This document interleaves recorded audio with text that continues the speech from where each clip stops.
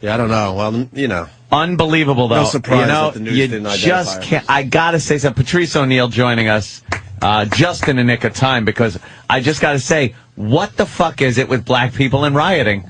They just can't fucking... What is that about? Why? Because it's a story. Do you think if it was a bunch of white people in there, they would have rioted? I swear to God, I do. No. Wait, what about the white brides that was stopping each other for the sale, the bridal they trample sale? each other to death trying to get it done wedding. Those things, those white people that do that? All those things.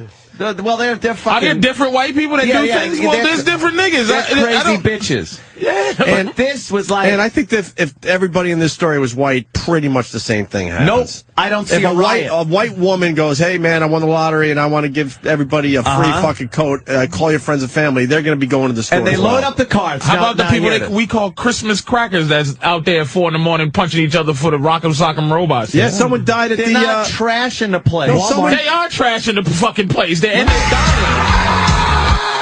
By the way, there was the riot. Was there any violence, or are the news just calling it a riot? Because it didn't seem like there was any fighting. It just seemed like fucking people wanted their merchandise. They wrecked the merchandise. Wait. Yeah, this is crazy crackers. They run through the store and they fuck each other up. Well, that's to get the gowns. But Patrice makes a good point about the Christmas thing. There was a story in Long Island where one of the workers died. He was trampled to death because everyone was trying to get in for the sale. No, I don't think that was Yes, it was. I don't think it was. Can I make one racial point here? Okay. That you smell very good, by the way. Thank you. Yeah. I want to say, out of anything, if I had to pick one thing that bothers me racially about these conversations, why? How do white people get away with not being associated with other white people doing dumb shit? And black people have to be associated with a couple of crazy motherfuckers at a Burlington But factory. we do and get then associated with crazy fucking shit. not. I don't ever look at you like the profile that you are. Either a pedophile or either a mass office killer or either a serial killer. That your profile. Okay, I'm just saying. I don't look at you like and get nervous like, oh, here he come. Or I don't look at every young white girl like that's pushing a stroller like, oh, she gonna kill a baby because she wants to go to the mall. You know what the difference is? I don't get how I have to fucking talk about Burlington fucking coat factory niggas. Because white people have different hairstyles. And I think that's what it all comes down to. There's a variety of different hairdos. Comes down to the hairdo. That's my beef. You're right. That's just my beef. Let me try. I got to think that over. Because you're not fucking doing anything in the Burlington and coat factory. I'm not one of the special ones. It's like niggas. I had a meeting yesterday. The guy like basically. Because I knew him for years, and I met him trying to get a show on, and I'm like, look, man, how come it can't be more me? All I want is for black people to be able to be mediocre. That's it. I just want to. Congratulations. You're reaching too high. I didn't fucking hit with the snare drum that should have came with you. It's just. He goes, look, man. Nigga shows do very well. That's what he said. Nigga shows. Was he black? No. Wow, good for him. And he was wow. Well, because I like people to, I like to dig it out of them so they can really talk how they fucking talk. Nigga shows do very well. Black shows don't. Really? Nigga shows. Interesting. They rate very high, and black shows rate very low. I gotta apologize to Anthony. Stephen S. from Bayshore. That was Valley Stream, and they were all black supporters. Where someone got trampled. Oh, believe me, you don't have to tell Christmas me shopping. when there's black crimes and white crimes. And like I've met Steve from Bayshore. He should be one of the white people you just go, you shouldn't be racist. You're not even qualified to be above me. Like, do you think he has a little race to him, but he's just one of those guys you go, oh, poor fella, you want a sandwich?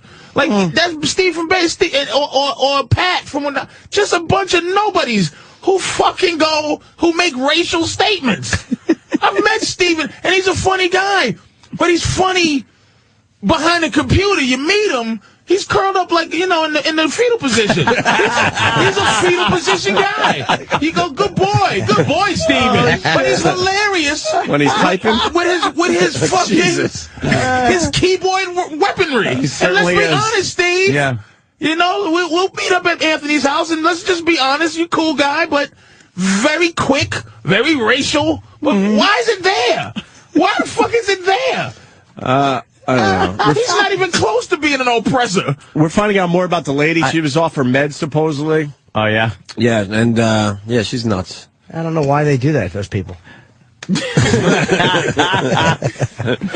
Fucking bro, let's go back. Hey, what a dump. We got Nick at Valley Stream. He was at the mall where they trampled the worker to death. Nick. Good evening. Hi, Nick. Hi, Nick. Yeah. When I was at school in the Purchase College, and when I came back, I think it was around Thanksgiving this happened, I came back, and they're like, Nick, you can't believe it. Some guy got trampled. I'm like, who was it? It was a temp worker from Queens who came, and he was watching the store. Everybody wanted free TVs. Everybody not free TVs, but everybody wanted... We remember the story. Yes. It was What was the Christmas temperature? shopping. Patrice explained it perfectly. They opened the doors at midnight for some great deals to get the Christmas shopping. Anything new to add to that? Yes, you just report. You could be reading it off the internet, off of Snopes. Yeah. How about a fucking insider's point of view? Thanks for nothing. I'll punch out in a sec, but... What happened on the beaches in Normandy, shithead? Take another breath of helium and tell us a little more. Exactly. Hey, fucking midget from the Wizard of Oz, can you finish that story up? What website do you think you got his info from, Jimmy? Fucking Wikipedia. Long Island Trample. This has already been said.com or... Exactly. Addnothing.net. I just like repeat.com. Exactly. Right. Hey, Parrot, you got anything else? Parrot.com. He works for the blind. He reads the newspapers. That school just got shut down. That's fascinating. Thank you. Wow. Thank you. All right, Nick. Call back tomorrow. We're going to be talking about the Crown Heights riots. I'd like to know. Crown Huts. Yes, very unknown. The Crown Heights riots were popular. The Crown Huts were very... People just burn the little straw stores. Burn the hooches. All right, are we done on that story? We can take a break and regroup. Yeah, I have to tinkle. Yeah, we got tinkle and stuff. Patrice is here. Jimmy's going to leave soon? When are you leaving, Jimmy? Stop trying to rush me out. It's 9:30, I think I'm leaving. I have tonight through Saturday at... I was trying to lead him to a nice plug, and he smashes me in the face. Tonight through Saturday at the Virginia Beach Funny Bone. Yeah, see Buddy Holly. With that, the prop plane? Man, I was listening, man. I want to planes? joke because I heard him... knowing I hope you're fucking something. I don't ever want to say that. It's just those planes. Well, I didn't say I hope you die. I was just hoping that you were in the middle of the tunnel inhaling fumes. Which is close to death, motherfucker. And I'm going to need a snack if I'm sitting there long enough. I got to keep my blood sugar at a certain level. No, it's only the humiliation of everybody honking at you, and you're like, I can't do anything. I hope you have a safe trip. There's places I just won't go because it just... You don't go on the prop planes? If it's enough money, I'll fly a big plane, and then I'll take a cab. I've done it before. I flew to Atlanta, took a cab to South Carolina. It's only wow. Patrice, it's only one way. It's about, it was, I think, 200. Oh, not many of those prop planes fly on a daily basis, though. Yeah, 4. It's only one way. I'm going down on a prop, and it's like props are only a little bit dangerous when you're going into the fucking snow and they can ice. They're a lot of bit dangerous. There's only 2 ways you died before 1980. A heroin overdose or a prop plane. And you died with a bunch of other motherfuckers. Chantilly lace. That motherfucker could have been making hits for years. Hello, baby. I know. And the stories are always... at the end, Otis Redding said he shouldn't have got on. Yeah. And they just pulling big Otis Redding out the water. That picture makes me sad every time they see pulling big Otis Redding out the water. Yeah. After that, I've never seen that. It's the fucking worst. Oh yeah, I've seen that. Well, it is. It's very again. sad. Otis Redding a lot had of people. Career ahead of him. He was 28 years old or some stupid shit. He had some They were songs. private planes. A lot of these. A lot of these are private planes, not maintained properly. They're not many that go down that are, these are chartered planes, like Aaliyah's plane. A lot of these are not planes like fucking... Too much baggage. Yeah. And anything, one of the biggest things is if it don't have a first class, it ain't a real plane. I kind of say that, too. Secondly, if it's 2 seats on one side and 1 row on the other side, right. not big, it's not going to That's an Embraer. Those fly the same speed as 757. They do 500 miles an hour. A Ford Focus drives the same speed as a Lamborghini, bitch. They're different cars. But they are. Cares? I don't like but Ford Focuses don't just fucking tumble apart when they're driving. They're safe. I don't like when the pilot has to balance out the plane before he takes off. Yeah, when they start going down. I've been on a few of those planes. You sit over here. Yeah, we need you over there. You got to go over here. And he's just eyeing it and sort of figuring it out. You got to check that baggage because it's too heavy. And where are these fuckers coming from? There's not enough old white guys to be running these fucking. Who's flying? Is there even any 6 degrees of separation from a motherfucker who knows a pilot? These are guys that went to school, like they got their private pilot's license a lot of times. I don't know how many military guys are actually doing that. I don't see that many more old white guys, man, and that's who I feel comfortable with. Is old white guy, nice haircut. Sullies. You need Sullies. And Sully. Who can drive the plane. Yeah, he don't care. With the open hand and open hand. Sitting back, turning the wheel. Parallel park a plane. Without even looking. He's bored. He's so good. Dude, I can't. That's why I can't make it to the... I'll drive to Virginia. I'm driving to Washington. To the Improv, so I would drive to Virginia. I would just drive. You should take the Amtrak to Washington. That's a nice. Excel is a great way to go. I'm not I like to be in control of my destiny, though. It's going to be a bumpy, shitty flight, but it's only one way. It's an hour flight. I do it twice a year. Worst flight I ever had was on a prop plane, and that was flying from like Denver. Prayer bad? Dude, it was. I was fucking in the mountains, all right. I was tic-tacking Xanax. Like fucking tic-tacs. Whoop, whoop, whoop. Like a fucking madman. It's supposed to be an hour. It's from Denver to Grand Junction. And over the, we gotta go over the mountains. We hit fucking headwinds and shit where the plane was barely moving. And it took like 2 hours to get there. And it was going sideways at some points. The plane would I'd look out the window, and the plane was flying sideways because the headwind, the plane had to stay into the headwind. So it was crabbing. So it was fishtailing. In the air. Fishtailing everywhere and rocking back and forth. All 3 axes were just moving at once. Were you nervous? I was shitting my fucking pants. After that flight, I never again took that flight. I said, if we're going out to visit, this was when I was with Melinda, her family was out there. I go, if we ever go to Grand Junction again, we are flying a big plane to Salt Lake City, and then from Salt Lake City to Grand Junction. That way, we don't have to go from Denver over the mountains and get to Grand Junction. I never again took a prop plane from Denver to Grand Junction.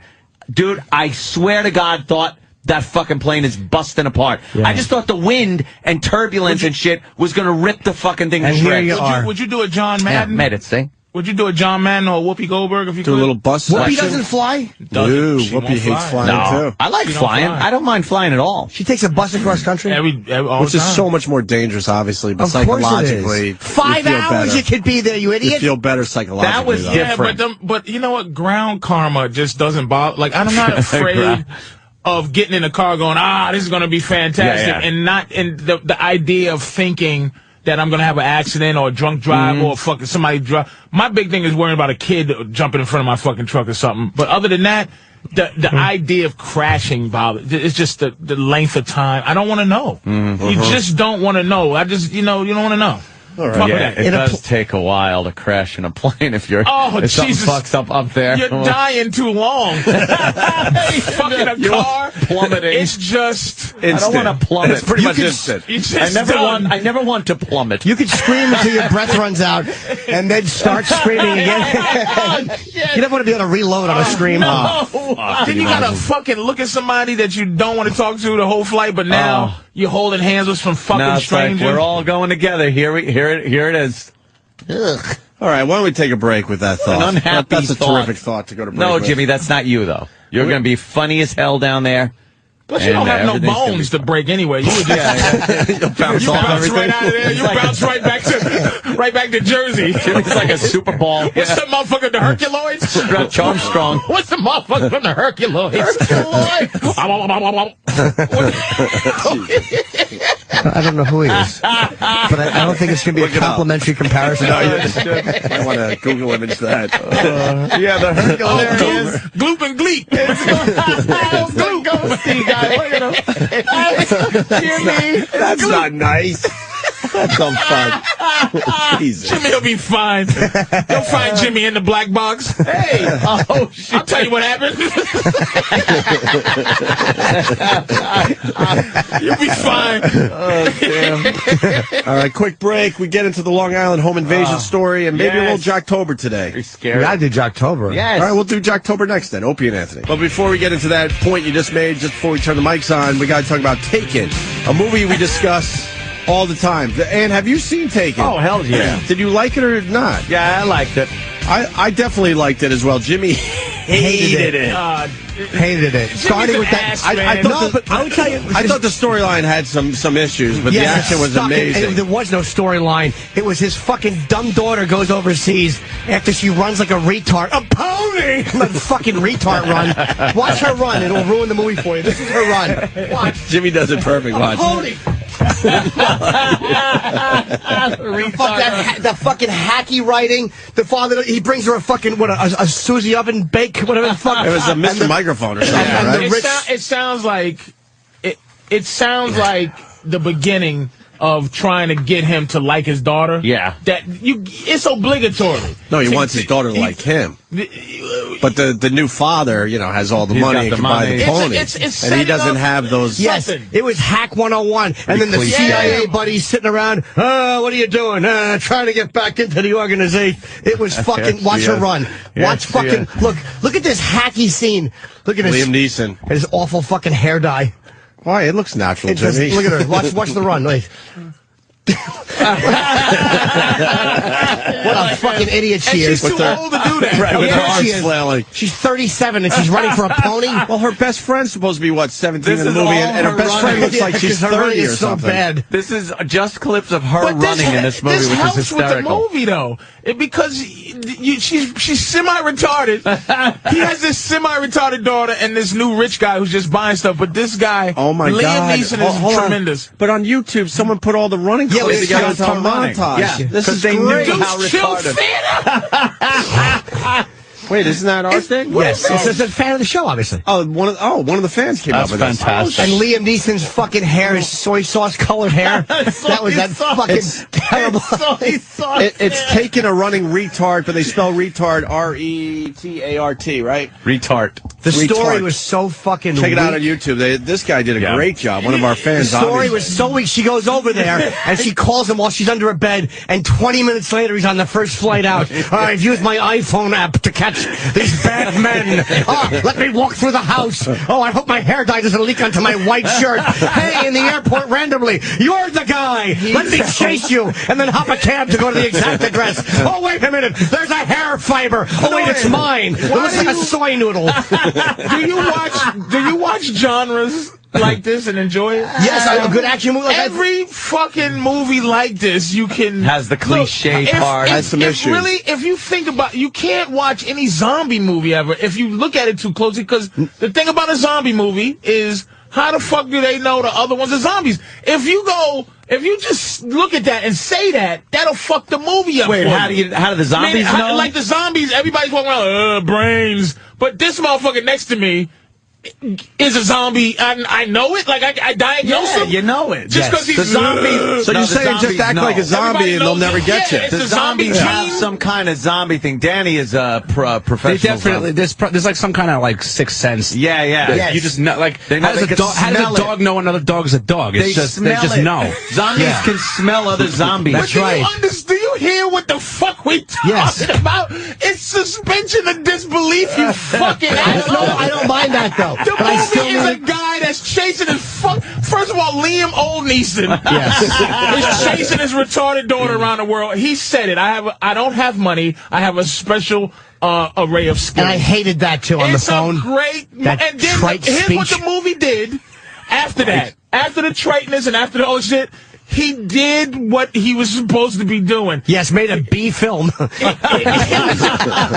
fucking went and did fucked up shit to people to find his daughter. No, it's not that listen to me, I'm not a movie snob. Like, I don't need a perfect storyline. But when a storyline is so awful, or he saves the starlet, and at the end he brings that lunk-headed bitch daughter of his, here's your gift, come meet the superstar. Oh, thank you, I answer my own door, I live in the suburbs. That fucking shitty house she lived in. Yeah, there's cars so going many by. shitty parts of it, and it ruined it for me. I love a good action movie. I love John Woo movies. I love fucking, I like the original. Which John Woo movie did you like? Fucking Hard Boiled, fucking The Killer. Well, those are the movies before Hollywood got to them. That's what I like. That How about stuff. Hard Target? No, I don't understand American. Because the Asian movies are different than American movies. But I can suspend disbelief. Like when Chow Yun Fat is rolling around shooting 11 people and not getting shot, I can suspend disbelief and just enjoy that. Like it's well done. But that's what Liam Neeson was doing. It was terrible. Soy sauce threw you off. I didn't like so many things about it. Some of the action was good, but the fucking the scene you talked about off the air about when he shot the other guy's wife. That was a great scene. It's one one of just don't do that in greatest Hollywood. movie scenes I've ever seen. He shot the guy's fucking wife. Right in front of him. And this is what I liked about the movie, and I agree with all the bullshit. The great thing about the movie is that he's not fucking around. That's what I like about it. So he's like, look, man, and he's talking to his old partner. He's like, look, man, I need my daughter. And the guy's like, listen, Liam. And he just shoots the guy's wife to go, I'm not fucking with you. Tell me what you know. And then, wait a minute, wait! Another greatness. The guy getting ready to make the speech like, you Americans can't kill me. You have rule. Soon as the guy welled his mouth up to give a foreign guy fuck America speech, Liam electrocuted him. He wasn't even going to. I'm not fucking around with you. Stand for you have rules and regulations that sat you him must in a chair. adhere to. He put a sock in his mouth. He connected it to the light bulb socket, and the guy's getting ready to go, I'll never. Did he? Wait a minute. I forgot this part. He nailed his hands to a chair with two spikes in his hands. The guy's sitting in the chair, and he's like, well, let me. Wham! Jesus style, motherfucker. And electrocuted that cocksucker. That's what I enjoyed about the movie. All that stuff was real strong, but the storyline is where I'm with Jimmy. It's a weak storyline, but But why didn't they clean that up, and then they would have had a fucking major Forrest Gump is a weak hit. storyline.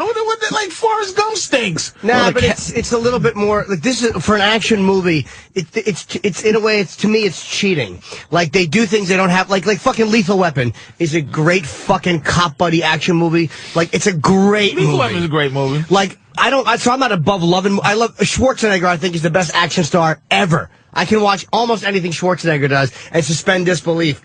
But there was something so cheesy about this, and I felt like they cheated. Cheesy? I don't remember Running Man. Running Man was pretty cheesy. I love Schwarzenegger too, but Running Man wasn't cheesy. That wasn't one of his Commando wasn't cheesy. You know what, though? Yeah. I think they were trying. I see Patrice's point because I think they were trying for something else, though. Yes, a good movie. Like, they were. Yeah, but, you know, you're right, though. They were.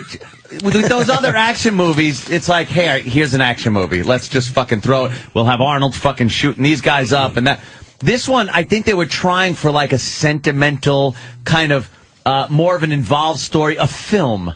Not just I think they were really trying for more than just an action movie. It was just a little bit. They were trying a little bit there, and that's the parts that get like, oh, come on. How about you call Interpol and have them get your daughter instead of hopping a flight after hearing a recording and then laying under the bed because you sense it?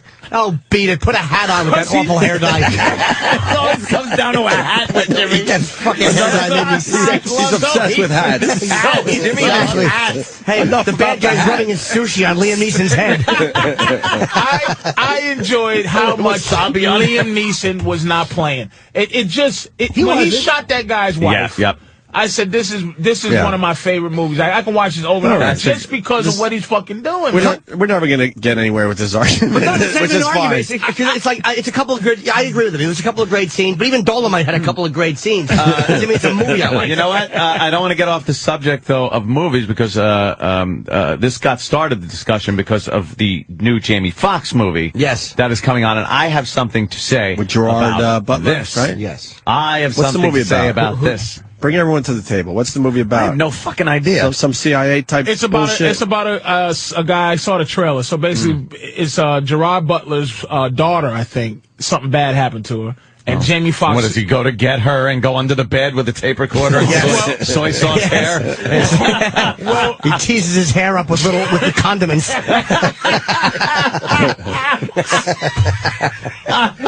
His soy sauce hair. Fucking Kikkoman shampoo. Watch it. You'll never not look at Liam Neeson's awful fucking soy sauce colored wig. It's fucking horrendous. I can't Thank you, Kenny. deal with that. So your point, though, Ant, on the new Jamie Foxx movie. Yes, Jamie Foxx. Jamie Foxx wasn't he on Living Color? Yes. And he's was a comedian. Yeah. And he did impressions. Yeah. Also, he then does a fucking great impression, apparently, of Ray Charles for a movie. Yes. Does a great impression of Ray Charles. And now he's a fucking actor. Doing these movies, he's not good. He's not good. Here's why I hate being. Here's why I hate being, and this is why we're always to the end of time, which is 2012. Thank God. Not according to Black Michio people. Kaku. He says it's all bullshit. It's all bullshit. Dr. Steve says, "Fuck him in his bubble universe." Oh, yeah, that's right. We got a problem with the All I want to say is I hate to do this because but that's a racial attitude you're having. Even though you can base it on Jamie Foxx, not because he's black, it's because Michael Keaton got to be a fucking guy. I'll throw him in the same thing. Jim Carrey got to be I was just gonna this mention. guy. Tom Hanks used to dress as a bitch in a sitcom, got to be this But guy. Tom Hanks why is can't a Jamie good Foxx, actor. and why the fuck can't Eddie Murphy be that guy? Tom Hanks is a good actor. Eddie Murphy was a good actor. Jamie Foxx is a fucking good actor. No, he isn't. Did you see this one where he was in The Goal? He's a good actor. No, I don't see him He's as good as fucking Jim Carrey in his quirky. What's the dumb? First of all, number 13, which had to drive him back to doing comedy. They kicked him out of seriousness. But Robin Harry Knuckles Williams gets to be a fucking serious guy all the time. Robin Williams is a Juilliard trained actor. He's actually a real actor. Jamie Foxx is a fucking good actor. He is a bad actor. He's not a bad actor. Jamie Foxx is not a bad actor. This is crazy. This is racial, Anthony. No. I would tell you if it was. I swear to you. I'd tell you if it was racial. There's too many white actors that get to be fucking comedians anymore. I'll call them out, and I have called them out in the past. And I think Jim Carrey is a prime example of somebody that was doing comedy. He did the wacky fucking shit.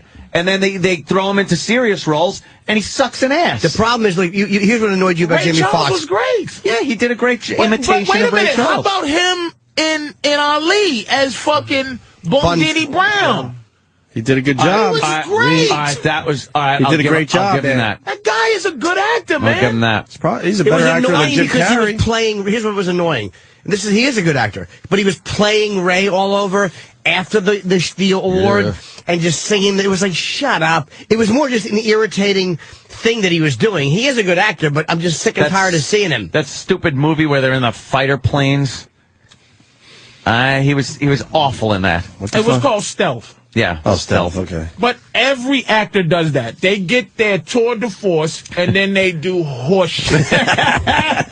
Sam Jackson hasn't, him and John Travolta. Oh, my God, both of them, haven't done a fucking thing since Pulp Fiction, except for shit. That was Pulp Fiction. They have done shit. Motherfucking snakes on a motherfucking plane! What? And is again, it really? Again, look, I like to play both angles. Pulp Fiction. Why the fuck is John Travolta the leading man?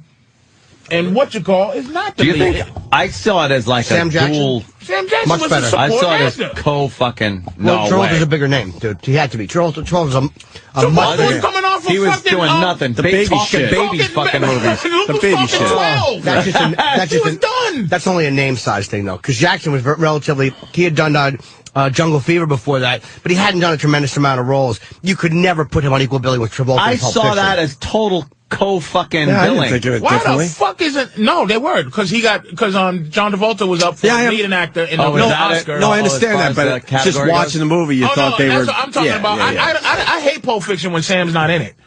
Yeah, I can't watch. I don't watch the movie. I fast forward through till he's in the movie. Marcellus Wallace getting fucking fucked is pretty good. That was a great scene. But I'm just saying, Anthony. Look, I fucking love to trash anybody, but it's too many. Fucking old white dude. Like at some point, I have to say, Tom Hanks left comedy. Like he's gone. Yeah. But Eddie Murphy still has to do horse shit. They won't let the motherfucker do serious shit. He doesn't want to. He could. Eddie Murphy is in a position where he could do, because he's Murphy. He's one of the highest drawing box office guys still. Like his movies, we all go, he still makes fucking $50 million a year doing movies. Like he's still like the top 10 guys. And he's still a funny motherfucker. Donkey is hilarious. I think that's a credit to fucking Eddie Murphy and a curse for him because he did such a fucking great job in funny 48 Hours was probably one of the funniest fucking movies I saw. One of the greatest movies. Yeah, and it's just a great fucking movie. Gans. Hey, Gans. Nice gun. He didn't want to. Great. He doesn't want to do a drama where he could. If Eddie Murphy wanted to do a drama and wanted to play a murderer or a fucking really unlikable guy, Eddie Murphy is in a position where he could do that. People might advise him against it. Eddie Murphy. He tried it in Metro. He tried it in Metro. Yeah. He tried it in Boomerang, where he tried to leave the comedy kind of comedy thing, and he also did it fantastically in Dreamgirls. I don't know if you've seen I hate musicals. I wanted to. I saw it, but he was critically acclaimed in that. He was great in that, but that's where every comic moves towards. Fucking Robin Williams got to just be a fucking serious actor. At some point, he got to just do because he did a good job at it. After Garp. Well, don't forget, he started with Popeye. And he's a Shakespearean actor. And I'm not saying that. I'm not disrespecting his meaning. I'm just saying he gets to be. He did well at the box office. If it goes well at the box office, then they'll fucking But don't forget the Eddie Murphy movies you're talking about didn't do that well, except for Dreamgirls. I don't think it's racial at all, though. No. I think it's what the people want. They want to see Eddie Murphy being goofy Eddie Murphy. Yeah. And as far as Tom Hanks goes, him being like the funny guy movies, it worked, but not nearly as successful. He went from Big to Saving Private Ryan. Yeah. Like, he doesn't do anything funny anymore. No. Like, you forget, like, if you're born after a certain time, you fucking Joe versus the Volcano? Yes. Fucking Money Pit. Michael Keaton got to be Pit? Batman? Who Splash? the fuck made that decision? Yeah. That was unfair to somebody. That's true. And I fucking hate look at, like, when I see shit where they try to give black people, they try to give us a fucking, what do they call it? Bone. They try to throw us a bone. Fucking, I know. I was so ready to just start jumping in with. Jesus, Patrice, why would you do that to yourself? You fucking asshole. You did it to yourself. But when they put Michael Clark Duncan in as on Elektra, when they put him in as the Kingpin, if you're a fan of comic books, Kingpin's a big white guy. And when they put Michael Clark Duncan in as a chance, a crazy casting, I'm going, what the fuck? Why would you? Don't make white people black for me, motherfucker. He's white. Yeah. Just do the right thing. So when you say Jamie Foxx did this, man, everybody does that. Jamie Foxx is doing exactly what the fuck everybody else does. Do bad movies after he does this great thing. Great for Jamie Foxx, but I don't find Jamie Foxx to be believable when I watch him. You can think he sucks. I just don't think he's good. Yeah, I don't think he's good. I don't know. It's just when I watch him. What does he do that sucks? When I'm watching him in a movie, I'm totally taken out of the fucking movie. The Tom Cruise thing, the Tom Cruise cast. Collateral. Collateral. He was bad in that. Oh, Collateral. Yeah. I couldn't buy it. I watch him and it takes me out of the movie. It can't. It does. I don't know why. I think his bad movies take you out of the movie. Like the poor. Nice headshot. You just don't like him, that's all. You just don't like him. simple. He was great in Ali. Yeah, He was better than Will Smith in Ali. He was good in Ali. He was amazing. He was great. Yeah. To this day, Michael Keaton bothers me how he got to move out of. He's finished, though. He No, does. they kicked him to the curb, though. He doesn't get to do movies anymore. Yeah. After Pacific Heights, it's kind of a downhill. Yeah, You get to just choose, go man. to his IMDb. It didn't work out well for Michael Believe me, Keaton. there are plenty of white actors, I think, that did the same thing and suck. Not enough. They don't throw enough white actors to the side. He must have pissed somebody off, man. Also depends on what you're making at the fucking... Kevin Costner, how does he get to continue to An be in Oscar? movies? Not That motherfucker. Not so much though with him too. But he makes one movie every so often, and it's a fucking 4-hour epic. He directs them. And he directs them a lot of times, so, produces them. Like it's his project. JFK. Like fucking, what's his name? Also from Lethal Weapon. Danny Glover. No. Who plays the neck again in 2012? Another nigger president who's sitting on the end of the world. Hollywood doesn't even give a fuck. I wish to God I could hit the lottery. Please, God. Because it's not. Why would you go to Burlington Coat Factory? Mel Gibson. Mel Gibson fucked himself with all that Jewish. No, he didn't. No, you know what? Because he runs his own shit. In the Jesus movie. But it's his own shit. Right. He had to pay out of his own fucking Lethal Weapon money to put those movies out. He said, "Fuck Hollywood." Hollywood isn't ready to embrace fucking Mel Gibson, dude, and give him movies. He's got to do the shit himself now. He fucked himself. He did a movie in the Mayan language, and it was great. It was great. Mel Gibson is a bad fucking director. He is great, man. You think he's got some talent? Dude, he's be able to do that. Great. Hey, shit like that. He's great. All right. That's good shit. And he's done some garbage, too. The Man Without a Face. Conspiracy They theory. all have. That wasn't a bad movie. That was dumb. And Ransom, I saw wanted it to on be better. TV. Ransom wasn't bad. Ransom was great. I liked that. I liked Ransom. That's a good And what one. happened to Renee Russo? What the fuck? Hollywood What should have happened to her? She got old. She was around because she was good looking. Yeah, square for face. acting. They should at least have a show. They have a show about everything. Yeah. Just announcing who's done. Like what happened to Jean Triplehorn? Who? Remember funny-looking Jean Triplehorn? No. That fucking She was shit in up. a movie. She played the wife, and she was in Waterworld, and she played Tom Cruise's wife. Fuck yeah, her. And she was in everything. Movie? What's the lawyer movie she did? Philadelphia? Oh. No, she was in The Firm. The Firm. Yeah. She did look good in Somebody just said Waterworld. her career's over. Yeah, she's done. She's in Big Love now. But when you get demoted from movies to TV, it's because they all want to go from TV to movies. which means Christian Slater. Yeah, When did people say he's over? You're right. Can you just let me know when a motherfucker's career's over? He's on Curb Your Enthusiasm on one episode I just saw. Oh, really? Yeah. He's doing TV. Renee Russo's a good example. But is it the she was fucking in every other movie for a while. Do they make bad decisions? They start doing bad. What? You're right. What does happen? Sometimes they're just gone. They fucking smack one of those Scientologists in the face. They turn down their invitation to the church, and they're out of Hollywood. Florence Henderson, by the way, is on TV. She's had work done, but she looks fucking unbelievable.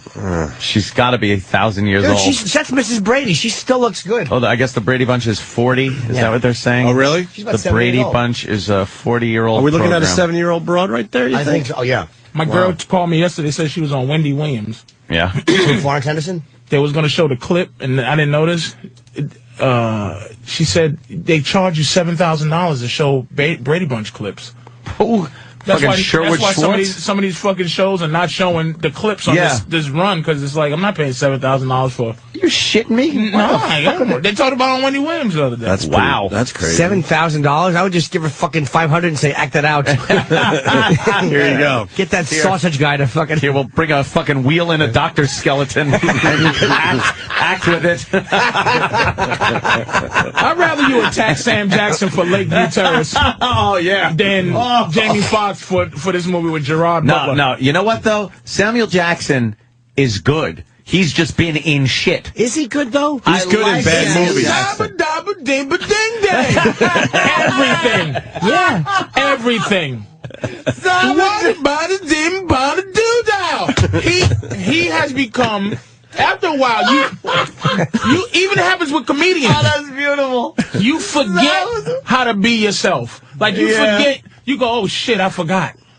So Sam now, he has two things he does. He gives you a big eyed turn look like what what you talking about, Willis, almost like and then he goes bada boo boo da doo da. Watch Lakeview Terrace. Lakeview Terrace. He wants to put on that furious vengeance, like that face with the big eyes. I will strike down upon thee. It's hard to follow yourself. I seen him in Shaft 2000. It's on cable now. It's just. And you told us to watch that other movie. Lakeview Terrace. Yeah, we still haven't watched it. You didn't watch Lakeview Terrace? I'm going to watch it today. It's terrible. Shockingly bad. It's terrible. Oh, good. Yeah. I mean, it's really bad. It's so bad it's good, right? It's on the level of top bad. What did you think of him in Unbreakable?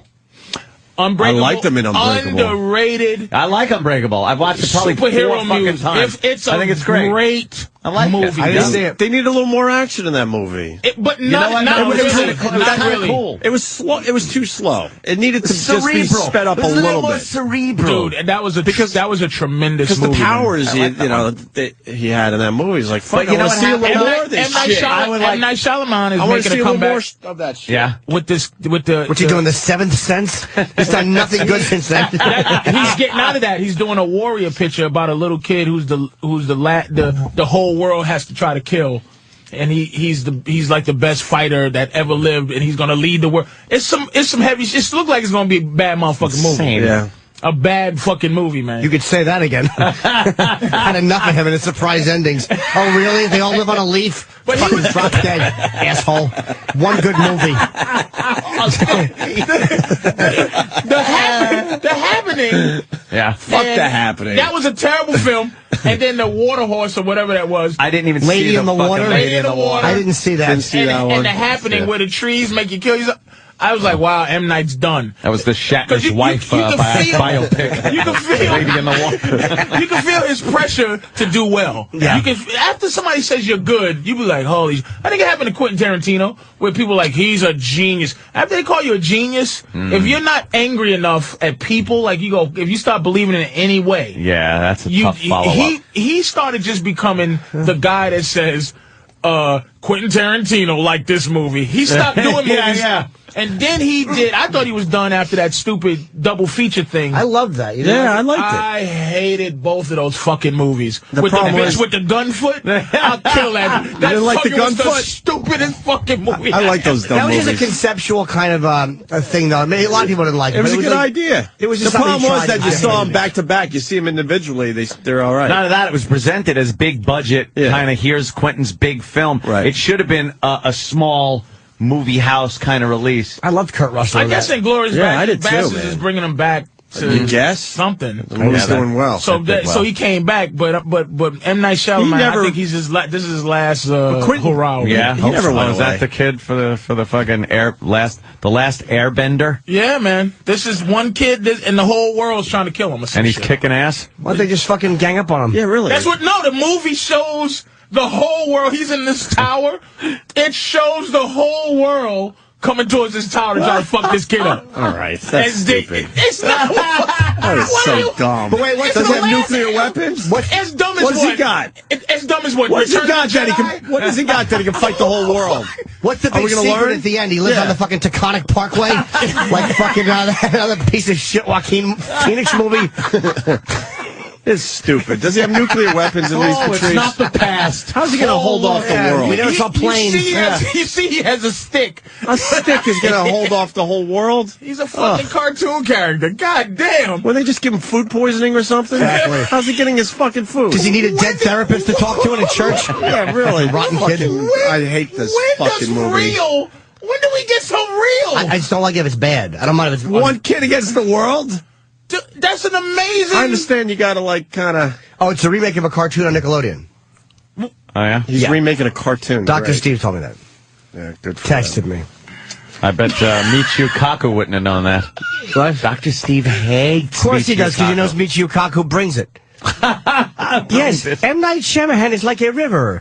He comes from the ocean into a boring shit puddle. The text I got from Dr. Steve after fucking his last appearance was so great. It's like, the universe is like tiny soap bubbles, and when they come together, and it was like Dr. Steve goes, soap bubbles. Fuck him. It's just like, why does fuck him? I loved it. Here's the thing: Kaku is obviously a physicist for real.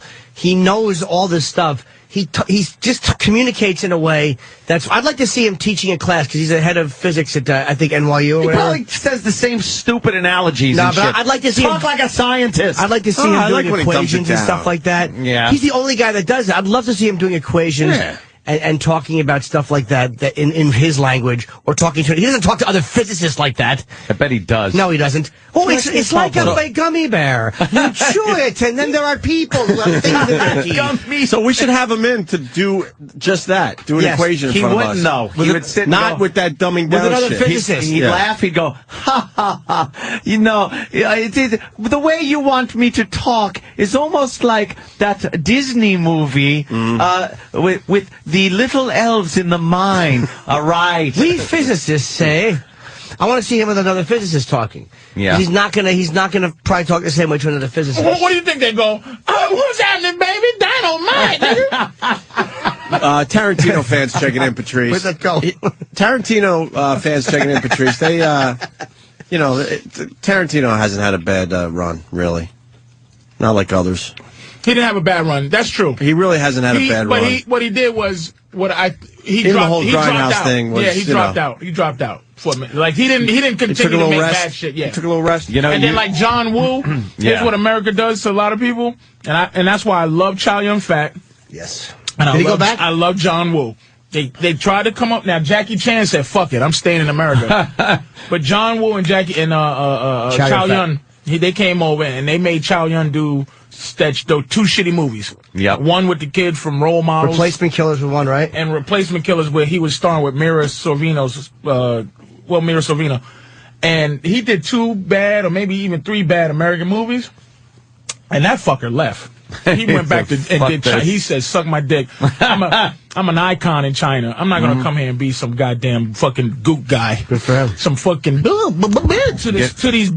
these B fucking Hollywood actors. And John Woo did the same thing, even though I like Hard Target. I love Hard Target as an American movie with Jean-Claude Van Damme, who, by the way, has made some great action movies. He gets no fucking credit at all, man. Because everybody mixes him up with the fucking... Dolph Lundgren. No.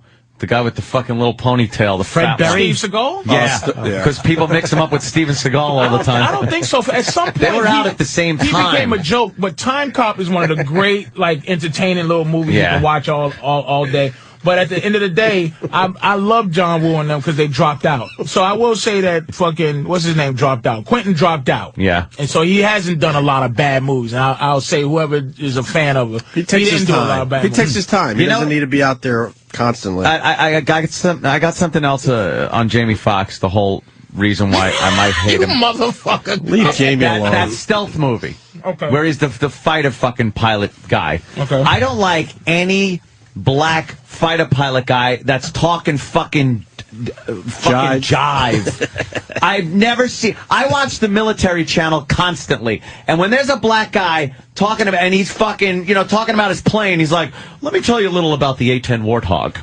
This is a tank killer. It's a wonderful vehicle. It has the gun up front, a lot of places for weaponry. And this motherfucker is an educated... military motherfucker. And then you watch Jamie Foxx is like, oh yeah, I'm kicking some ass in my plane. Well, fuck that. That's Hollywood writing. I hate it. I have a white equivalent? Yeah. All right. Top Gun. They were hippity-dippity in Top Gun. Yeah. They were skipping around in Top Gun. Yeah, I'm not looking at Top Gun like it's a realistic fucking movie either. I am. But why are you looking at stealth? Because like it's real. No, because any of that fucking, it's like you put a fucking hip hop guy in the cockpit. What I'm happened? just spitting turkey. Jimmy's covered in turkey. It's awful. It's like Tyson's on the back of a truck on fucking Thanksgiving. Look at this turkey all over Jimmy. Turkey's just flying, and Jimmy's just Can't like, get what Patrice the excited fuck? while he's eating because Yeah, it just goes everywhere. Funny. Oh, fuck. I'm saying, why does... Because that made a little more sense, even though they were... That was a little more... Nah. See, that's not Anthony, fair. here's what I feel. I feel the dialogue in Top Gun was a little You got a hokey, problem too. with old black Jamie Foxx. Just say it. I don't like Jamie Foxx as an actor. But don't try to say it's not black, though. He annoys you as a black guy. Listen, can I be honest here? There's some white guys that annoy me because they suck and they're white. Like, the mixture makes me sick. Cool. I don't know. I don't know. There's somebody, though. We'll come up with one. No, Yeah, I I will. swear, I would tell you in a second if it was racial. It has to be. Because your example It's just awful. of stealth, Top Gun was even more... First of all, stealth is so much more of a imaginary... Yeah, I know. There's a magic bunch of planes fucking and stealth pilots. Those fucking planes fly themselves.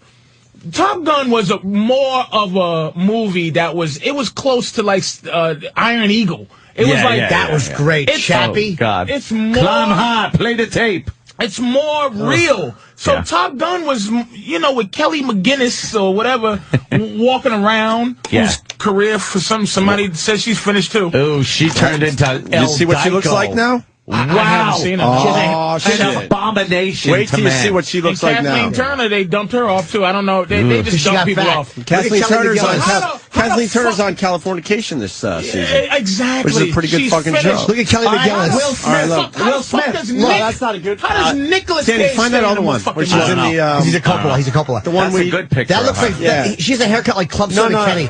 We're All the way Danny to the will left. find it. Bottom left. No, Danny will find it. It was the one we were... Yeah, it might be the one to the left. Bottom It is. left. Bottom left. But there was one we were looking at. That's Club her. Soda Kenny has That's her. That's why she's not in movies That's anymore. who Tom Patrice. Cruise was fucking Jesus Christ, she looks like pining over. Quasimodo. It's horrible. Her eye is in her cheek. Yeah, that Now, time's a bit... Patrice, Will Smith. I love Will Smith movies. Why? There's a Okay. lot of them that They're I really terrible. like. No, I think He does great I Am Legend movies. was good and shit like that. But Yeah, it was you watch it, Enemy of the State. and it's the same thing that pissed me off in Independence Day. The motherfucker is jive talking in his fighter plane. I hate that too. Stop it. It's not gonna. They're not making you a pilot if you're shucking and jiving to your fucking plane, motherfucker. But wait a minute. Again, I have a white example. All right. The same movie. Your boy was named That was in the church and in the Mother Buddha. He's in the terrible. plane. He's Who? playing around Yes. in the plane. Yes. Fucking Randy what's his Quaid? name? No, Australian game show fucking blackface guy. By the way, your boy Harry Connick Jr. And by the way, Independence Day is a great example. Okay, look, that movie was the greatest movie ever seen until after they attacked. After the attack, the movie, I turn it off. After the fucking Statue of Liberty is raped, and every scene, it's like 2012 at some point the Statue of Liberty's pussy gonna be showing. The book's gonna be over her head and she's underwater. But when that spaceship when the spaceship closes after we attack, done with the fucking End of the movie. And yeah, it annoys you with that whole thing, like what you're doing. But it is a movie. What point would he be if he was not doing what he was doing? Yeah, I know. You know what I'm It's saying? just, I guess it's because I watch too many fucking real military shows, and I see these guys that are real fucking pilots. They have no personality. They're born for that. You talk to an old Vietnam vet. You talk to an old Vietnam vet, and they hate the war. They hate how they do these kids. They turn them into these robots and these non-thinking people who'll just do anything they want. So who wants to see that? It's the same thing as why I got mad when Dana White was mad at Brock Lesnar. Every interview, we know this is a gallant sport, MMA, but these guys, their interviews are like, I just started punching him in the jaw and we had a great fight. It's just boring. And for Brock to come out and go out and kick this fucking ass, and it's real. I like that a lot. I loved him when he did that shit because everybody wants to have everybody be robotic. So that shouldn't bother you at all because that's where they want radio to go. I so guess. at least have a motherfucker in there going, man, I'll kill a motherfucker. I hated him punching. This is suspension of disbelief. That bothered me. Okay, about that movie. That fucking alien, these aliens, tremendous. They weren't even outside of their body. They were in machines. Yeah. So welcome to Earth, motherfucker. Yeah. He punched the machine out.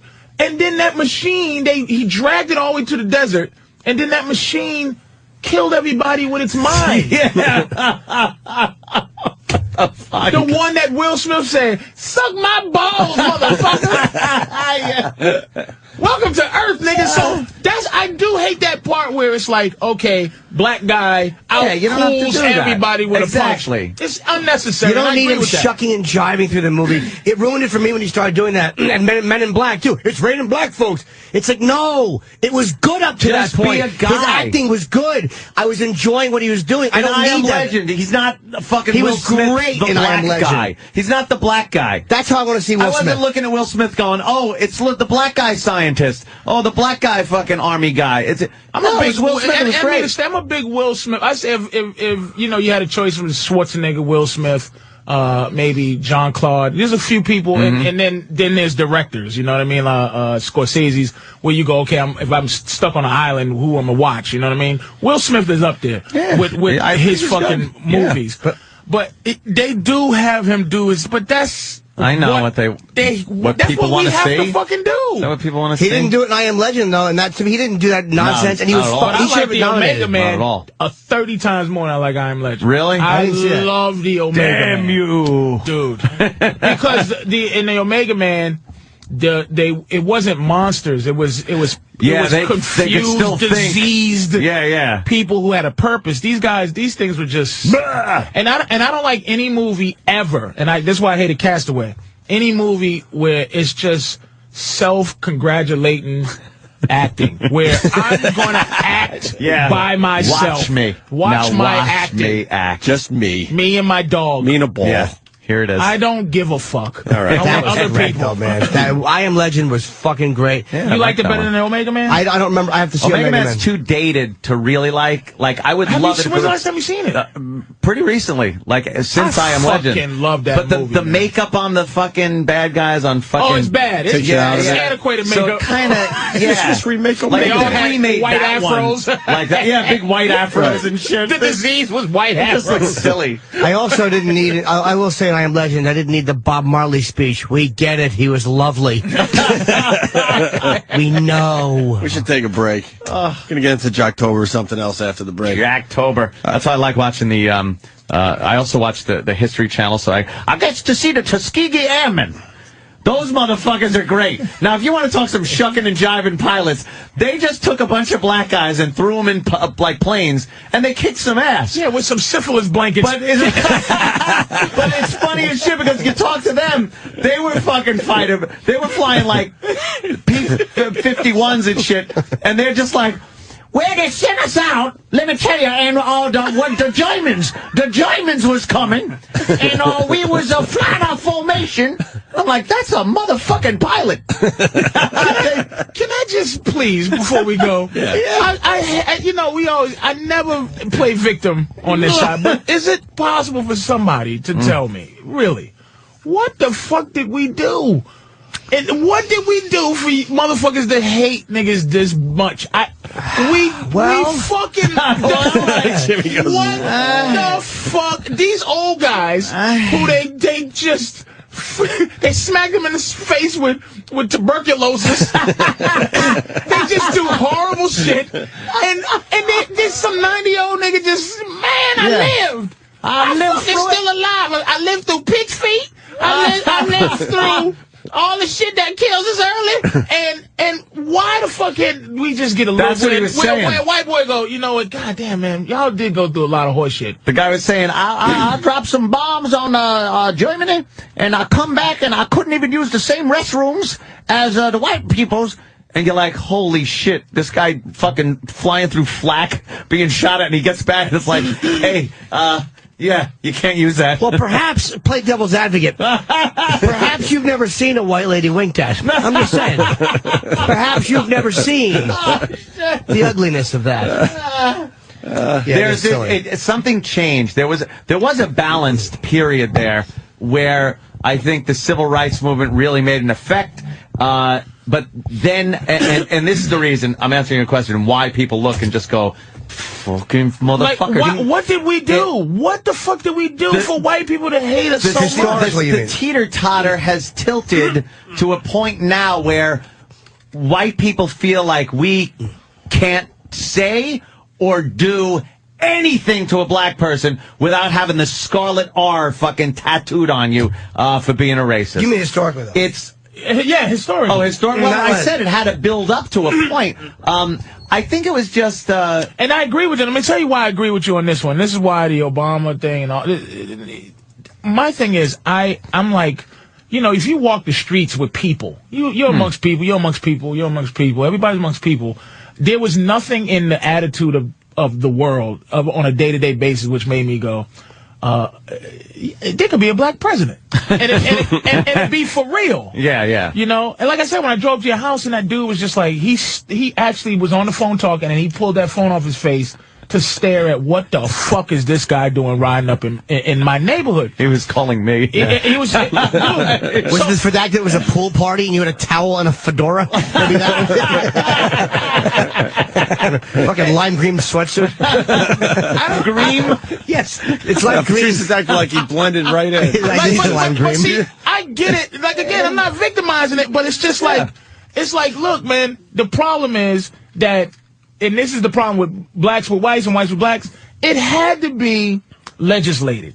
Like, your niceness, your decency had to be made into law. As opposed to going, this shit is, life is just, let's all be cool. I have to force you to fucking like me. And that's why it's fucked up, because white people, but what the fuck is it? Where's the heartfelt shit? Meaning, look, I don't want you to have the big races. I want people to be able to fucking, say shit about fucking Obama. It's about this, like the Rush Limbaugh thing. Yeah. They're like, the players won't play for Rush Limbaugh. And I go, do you see the rest of the owners, you motherfucker? Do you presume that the owner of the Pittsburgh Steelers never said nigga? Or Jerry Jones? That melted white guy has been a decent motherfucker his whole life? I'm saying, just because that's what it is, everybody wants icing. And no one wants the shit to be right inside. But so it don't make no sense. Nah, you don't have to. Half the country, though, or a big part of the country, did want it to be right for the right reasons, and they knew the only way to get it done was to legislate. But a lot of people wanted it to be right. Generalizing, of course. If you want to go way the fuck back and find out where this came from, obviously, when slavery was dude, when slavery was abolished, the black people just became a burden. They were unskilled. There was no way they could just be hired for jobs. They became like a burden on the country, and I think it was looked at that way, especially down south, because not only did it become a burden, but it became hey, we can't own you anymore. Yeah, but that's like if I go buy a lot of soda from the fucking store, then all the bottles become a burden after I fucking drink them and leave them in the house. They are a pain in the ass. You got to recycle them. You got to get them jobs. You got to give them money. Wait a minute. Well, they weren't kind of given what they were promised, which is probably why they only became a burden because they weren't given what they were promised. There wasn't any promise. Sure, made 40 acres and a fucking mule. Fuck 40 acres and a mule. Where is that? That is not in the fucking Emancipation Proclamation. No, it's not. It was a fact. It just says. But in actuality, the Emancipation Proclamation is just full of, it's basically, you know, the owners got... That was Lincoln's fucking way of fucking the South for the war. The owners got money for their free slaves because they like, hey, you motherfuckers out of business. They got money for that shit, man. A lot of shit. Slavery didn't end. Southerners? Slavery didn't end. Yeah, they did. Where did they get money? From the North? From the country. There was a war. From the country. That's what I'm saying. And it was done so that the niggas can fight in the war. It couldn't be from the country. If down south you have a southern plantation owner that is fucking fighting for the Confederacy, and Abe Lincoln signs the Emancipation Proclamation to cripple the South, because now all of a sudden they got black guys working on the plantations, they could send their guys out and fucking fight the Civil War.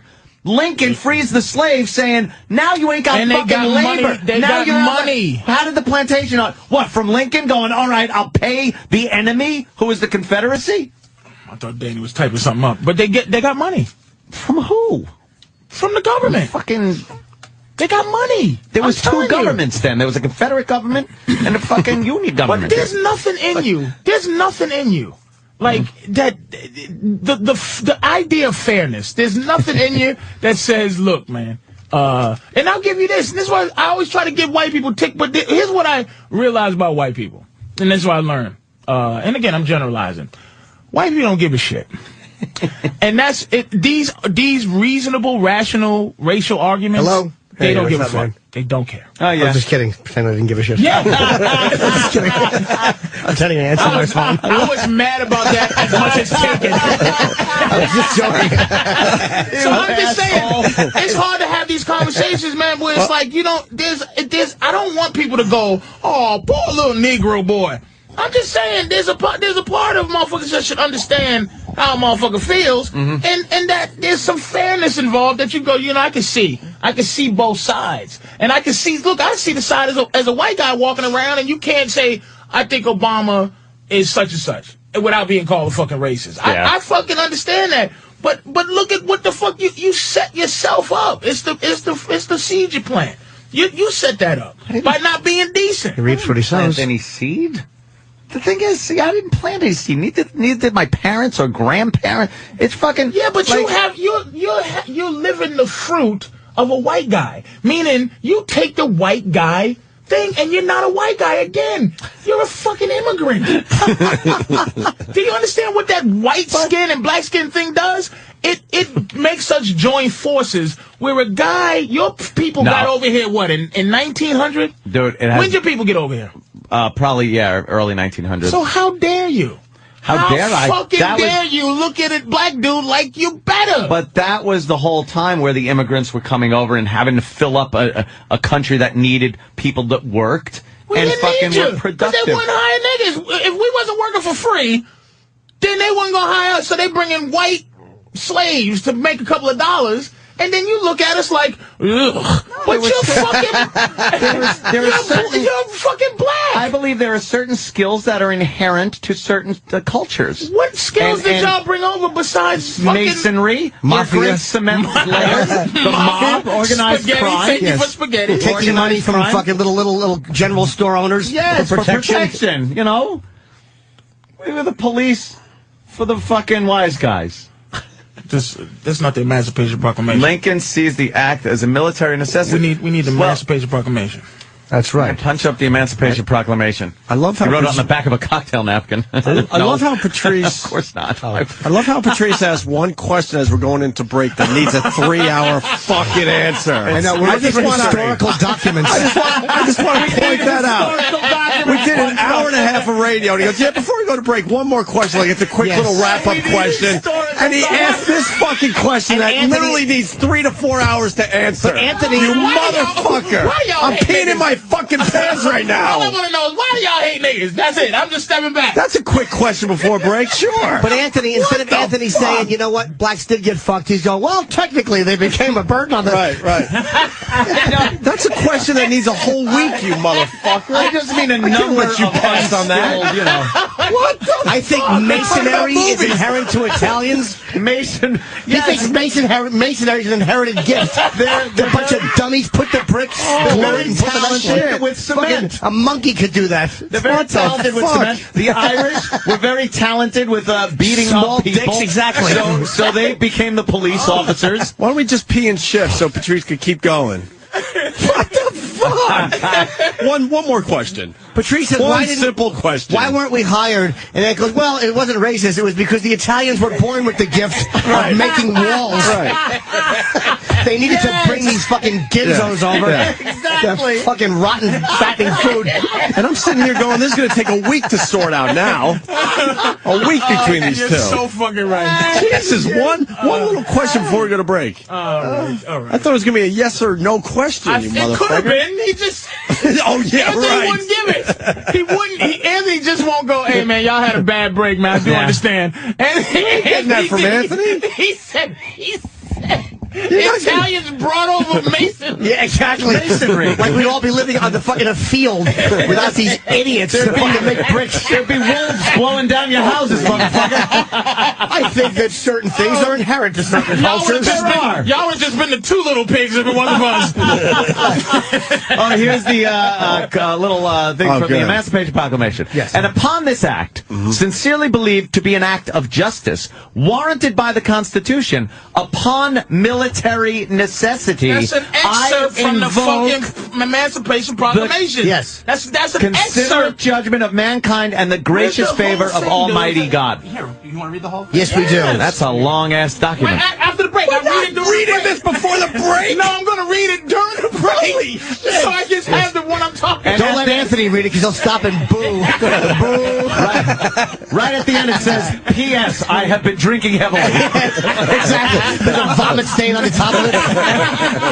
Everyone wondered what J.K. at the end of it meant. And P.S. says, damn, these niggas can't do masonry. We need somebody to come over here. We go with some Dagos. Yes. The slaves should be freed. LOL. Did Lincoln put an LOL? Yes, he did. With the two dots in the smiley face. That's where it comes from. Oh, shit. No questions, Patrice, going to the break. No more. You're not allowed to ask any more questions going into the break. I gotta leave for Virginia, so I'll At see you this guys point, Monday. Jimmy's got to leave. That's I right. mean, you know. Godspeed, Jimmy. Godspeed. That's right.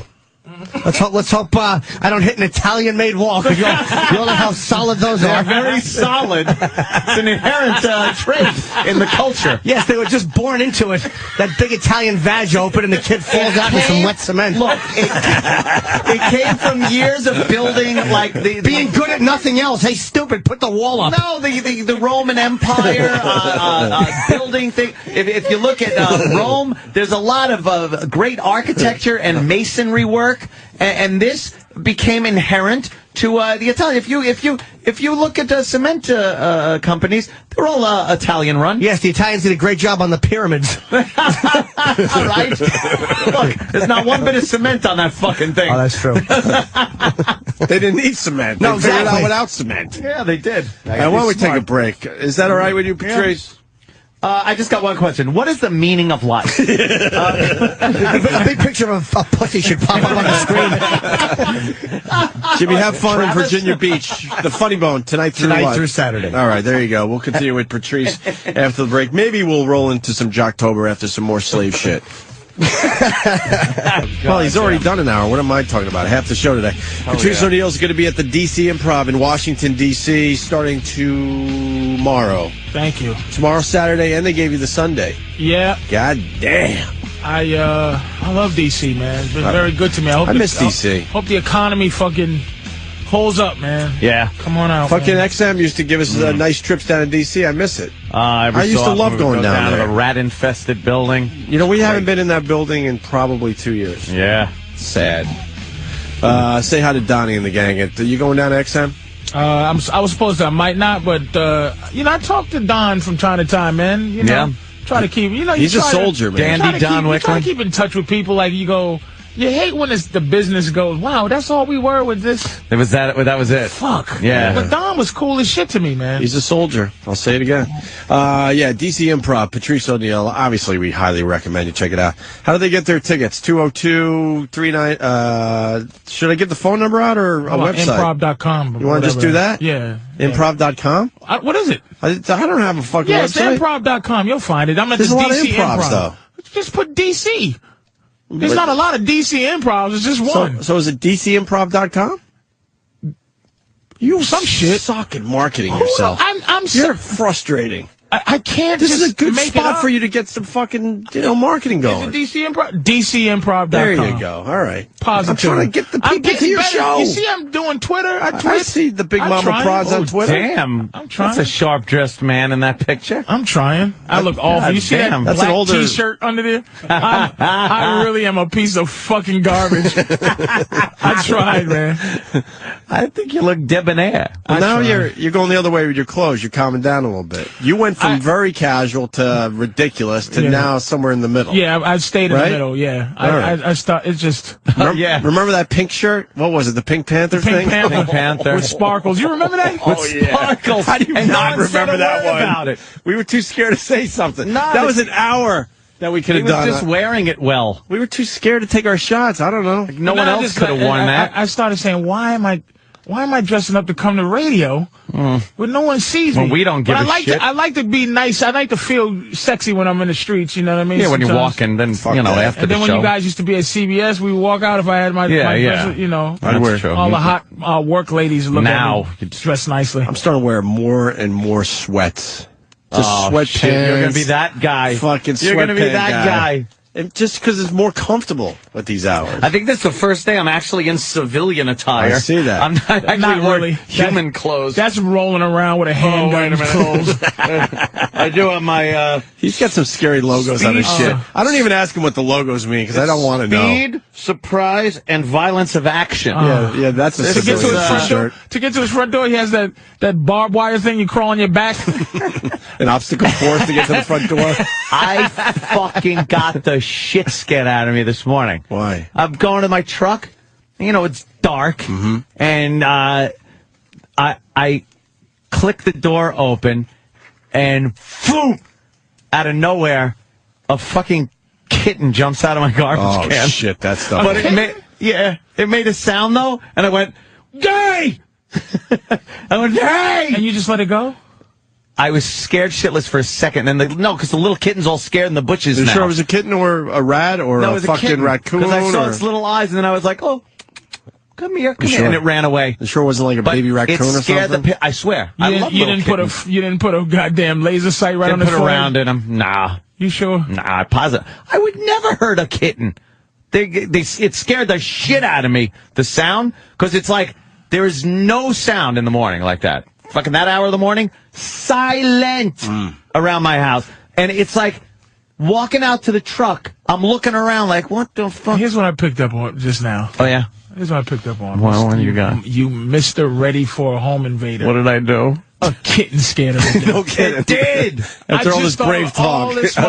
I wish a motherfucker would walk up on me. If somebody did, you'd be frozen in fear. Deer in the headlights. Kitten scared me. You're a fucking rich man with a lot of pistols. We could sneak in a home invasion story before Jocktober, speaking of which. Yeah, let's hear a home invasion Chris story. C. reminds me, the best line of Patrice's clothing was from me. Ooh. I said to you, Patrice, get on all fours because I want to play Hold'em on your back. You look like a poker table? Yeah. Who remembers that? These guys remember everything. I don't even remember saying that. Yeah, that's a good one. Your fans are shocking. They know more about us than we do at this point. They really do. Shockingly, Shocking. I know. Scary. The memory on Intricate. these idiots. I like that line. Yeah. Wow. I'm surprised I said it. I remember that. That makes me mad again. Here's a home invasion story. Brings up emotions. They do remember too much. As Sam walks down the hall to do Jocktober, you shouldn't be doing this Jocktober with us because we're just hurting you guys out there. More shows you can't do because we beat them up. He might not do this It's really show. way, way too late.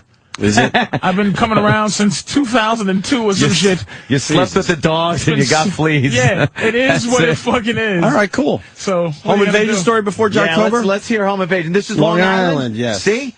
These things pop up all the time. Two men dressed in work uniforms, complete with utility belts, knocked on the door of the home behind me. They said they were with Con Ed, and as soon as the housekeeper opened the door, they violently shoved their way in.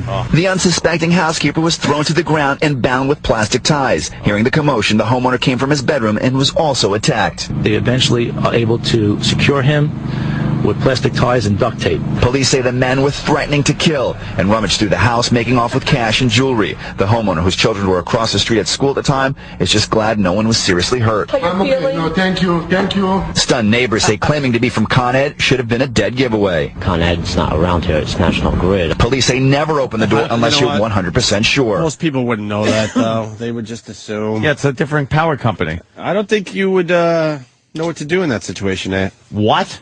You're walking out of your bedroom. What? He didn't hear the commotion. So? Did he hear the commotion? He wasn't armed. That's what I'm saying. You wouldn't be armed in that situation. Yes, I would. You insane? You think I don't walk around the house? What's the mistake there? The housekeeper is going to just be stupid. The dummy that opened the door. Are your housekeepers allowed to open the door? No. All right, you should put a memo out immediately, because I bet you they would. No, actually, they would. They would open the door. No. You know. Got to keep it safe. Yeah, tell them to fucking don't open the door ever. I don't trust anybody that comes to my door. Right. Anybody. All right. You have to be, that's home invasions are the bane of existence on Long Island. They just, every time, you're always hearing about them. There's just a few here. No, you always hear every day. Because when you see one on TV, they just fucking make it, bigger it's than in the life? spot. Yeah, it's in the spotlight. Odds are it won't happen? That just seems like it can't happen, though. No, odds are 1 in a million. Yeah, unfortunately, I know that. As far as but I don't want to be the guy you're going. Pretty damn safe. I don't want to be the guy getting tied up with a phone cord going. How does that happen? I wish they invade your home. But no. I mean, like they drive into Long Island, a place where motherfuckers. It's not white guys doing it, right? No, usually it's black guys doing home invasions. But how do they fucking? They go out to the guy looks at me. They go to a well-to-do neighborhood where it's close to the expressway or parkway or something like that. A good. They have to case your joint to feel comfortable coming in your fucking house. Yeah. They do a couple of drive-bys, and then they either kick the door in or look for the worst one is they usually get in this way. Open door, open window, unlocked. People just leave fucking shit unlocked. No one's kicking your door in, dude. They've kicked doors in. Kicking fucking doors in? Yeah. Just bam, they're in your fucking house. Are you a keeping your doors unlocked kind of guy? Never. Locked all the time. Alarm on, usually. Except during the day, but you like I said. You don't have a lot of curtains on your windows either. Like, you have... Pretty open. I like it airy. That shit scares me to death, And you can see out. I live like a goddamn cage animal. I can see out just as good as people can see bars in. on the window? Bars? I got a bar downstairs. I have a Mexican guy that, does any work I need. And yeah. I said, man, this is when they stole the truck from in front of my house. Oh, right. Fuck, yeah. So, I forgot about that. And I said, I need bars. You do have bars. I don't have bars. I have the gates. Remember in the 70s? What they close sneaker store shops? Oh shit! The front of the store. He found a company that you got the pull downs. I got the ones that and you can see through it. It's like not the ones that roll down. The ones that pull together and lock them together. What are you closing up? The bottom half of your house? My bottom windows. You're like I Am Legend. And I have inside locks. So if they bust the windows, they can't just put their hands through and unlock the lock. It's a key to get in and get out. Oh, shit, that's a fire hazard. Well, then I'll be on fire. What if you're locked in? What if someone's locked in and they don't have the key? They'll be dead. All right. And anybody that's in my house is supposed to be there. Like, so if what if they don't have a key? And you make fun of Anthony? Are you going to try to search for a key if the place is on fire? Yeah. What if you can't find it? I live low enough to jump. What if the gates are fucking locked? Well, the only gates that are locked are the windows and the door. You can't get out the front. Mm-hmm. But I have a garage. Okay. But if the fire is coming from the garage towards the windows, then you're fucked. I'm in deep shit. But I'm in deep shit. Talk about Anthony. But I get nervous, man. I like to sleep at night, and fire doesn't keep me up. No, the thought of fire, no. I have great smoke detectors. If I'm burning mushrooms, that motherfucker's going off. Yeah. Right. It's waking up with some fucking gun to your nose going. It just makes me nervous. I live in a black area. I'm more known than I give myself credit. Mm-hmm. So I walk around just because I'm so big too. I don't never think about shit like that. But like one time I traded in. I had a black truck. I traded it in. Because me and my girl was driving down a street, and she always says, "Why you don't go the same way?" Because I'm just happy-go-lucky. Hey, everybody! And and one of my friends is like, "Don't you know these niggas are looking like?" Yeah, that's the web junk nigga. When I used to do web junk, so I'm just driving around with my web junk money. Hey, everybody! That's that fat web junk motherfucker sleep. So one day, where's he live? Motherfuckers in mass was following me with the lights off on the car, and I saw him. Oh shit! And I just drove in front of a police station. I knew where a police station was. I just drove, trying to. And, that is such a white chick. That's a white chick thing to do. What am I going to do? Karate chop him? I'm just saying that's the white girl thing. Where did this happen? around where I live. They knew my truck. They knew me. They knew my truck. They knew. They wanted your truck, you think? They wanted money. They wanted something. You definitely know they wanted something. Well, when I saw the guy in the back put a mask on, they were going to jump out. You saw a guy put a mask on. I'm telling you. You never told this story? I just didn't need to. Damn. What the fuck? And my girl's like, what? And I'm trying to maintain my cool as I'm trying to drive into the police station. Somebody's a little chilly in the back car behind us. And then I knew what happened. What I averted was, because they turned right around, lights off. They just did a Yui. Because they knew I'd seen. Then the cops threw you on the ground, put their knee to your neck. I would have loved them Get your fucking hands behind your back. I'd have loved them. I would end up having a beer with Obama. And I wouldn't have gave a fuck. Because I don't mind, like, I don't hate cops like I used to growing up. I know so many now, I know so many as people, so they know me from the show. Cops love the show. So, a lot of cops, hey, Patrice. I'm like, hey, So you're not driving around like that anymore? I keep on the L, but my truck doesn't fit in my garage. So it's just a big red truck sitting there. It's tough. Yeah. So you just got to stay. Why don't you move into a white neighborhood?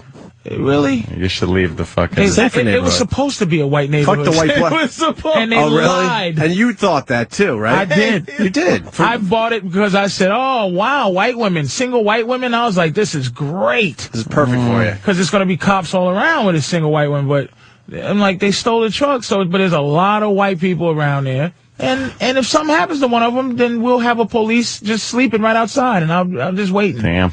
If a nigga's truck gets stolen, different thing than one of these white girls who like to jog at 6:30 get bopped in the fucking head and they laying over there near the truck stop that they were supposed to change into condos. That's why I'm. You're disappointed. You're hoping it was moving along faster than it is. They built phase 1 and left. And then just left. One of those neighborhoods. They sold me on phase 12. If you can hang in there from phase 1 to 10. By the time it's phase 12, Patrice, you're going to be all right. Your house will be worth $75 million. Well.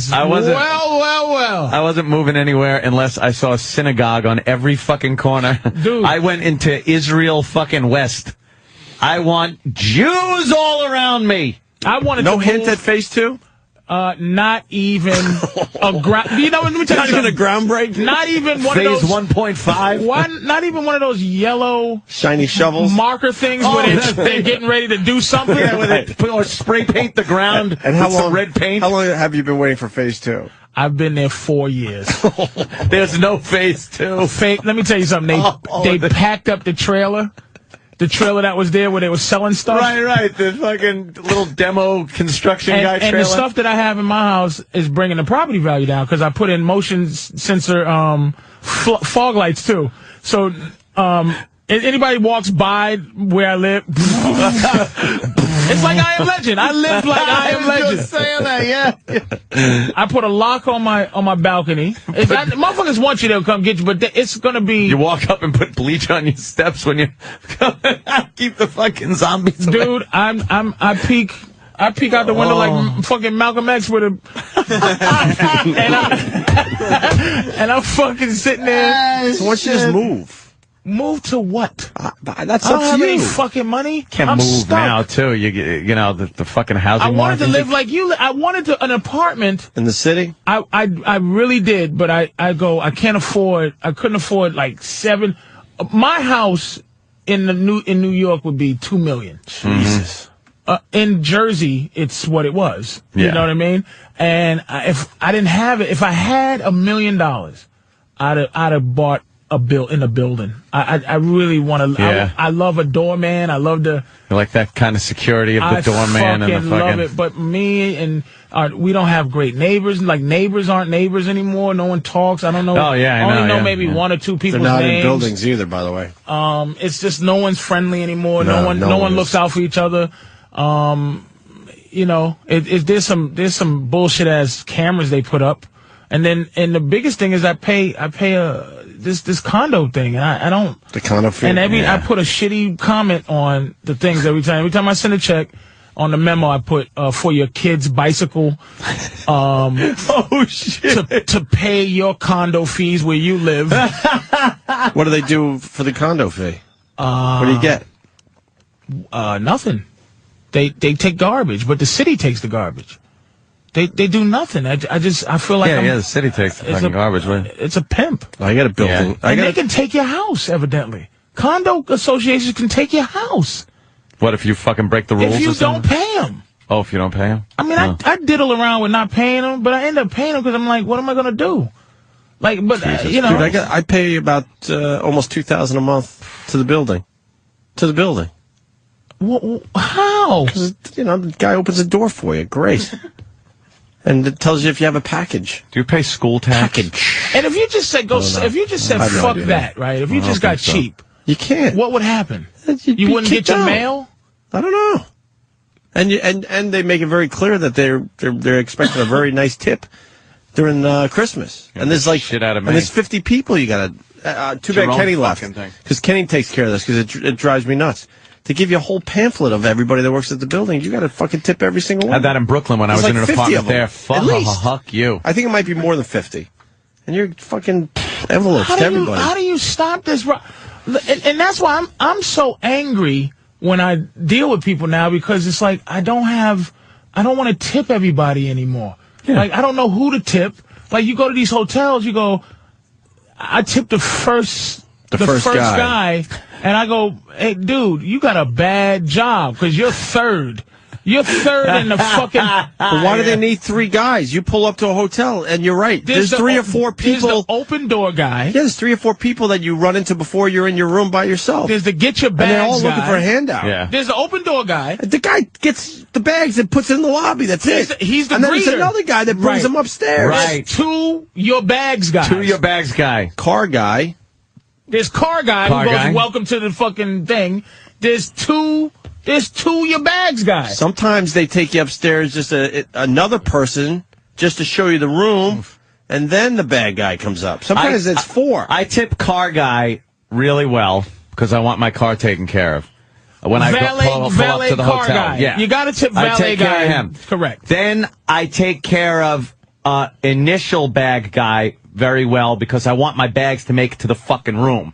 Then room bag guy, I slip him a little something, but the bag's already there, so fuck him. I have canceled out third bag guy. You totally wrote him off? Third guy is gone.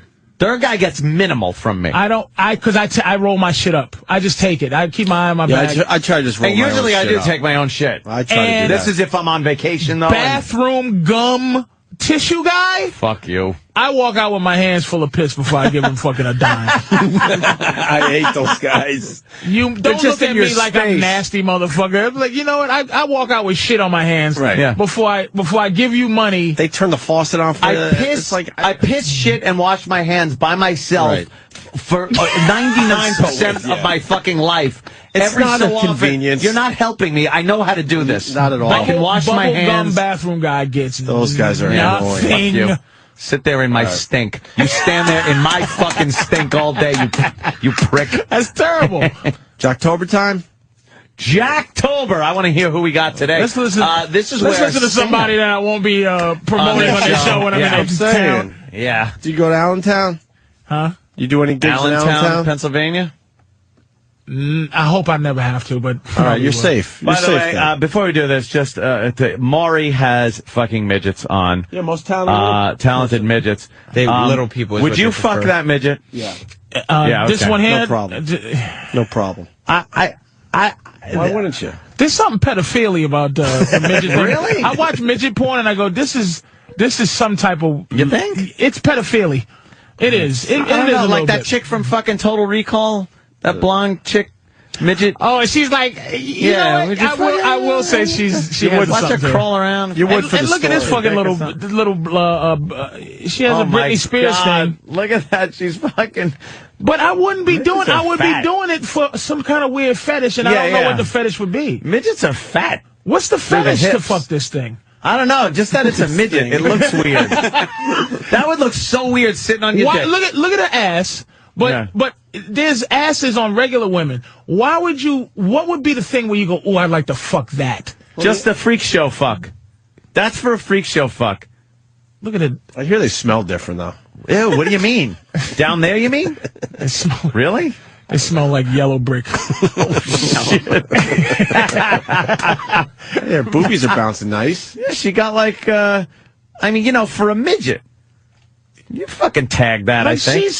She's hot for a midget, but why would you fuck that? Do you understand for the story. For the story, fair She's enough. Lil Gaga. Lil Gaga. She's a Lil. Really Lil Gaga? Lil Gaga. I don't know. What? And she's just moving those little pork chop hips. They look like two thumbs, and they just... Those fucking legs are awful. Turkey legs. Yeah. Two turkey legs. Oh, that's what they give you at Renaissance fairs. And let me tell you something. You see her stomach? Yeah. She covering works that up.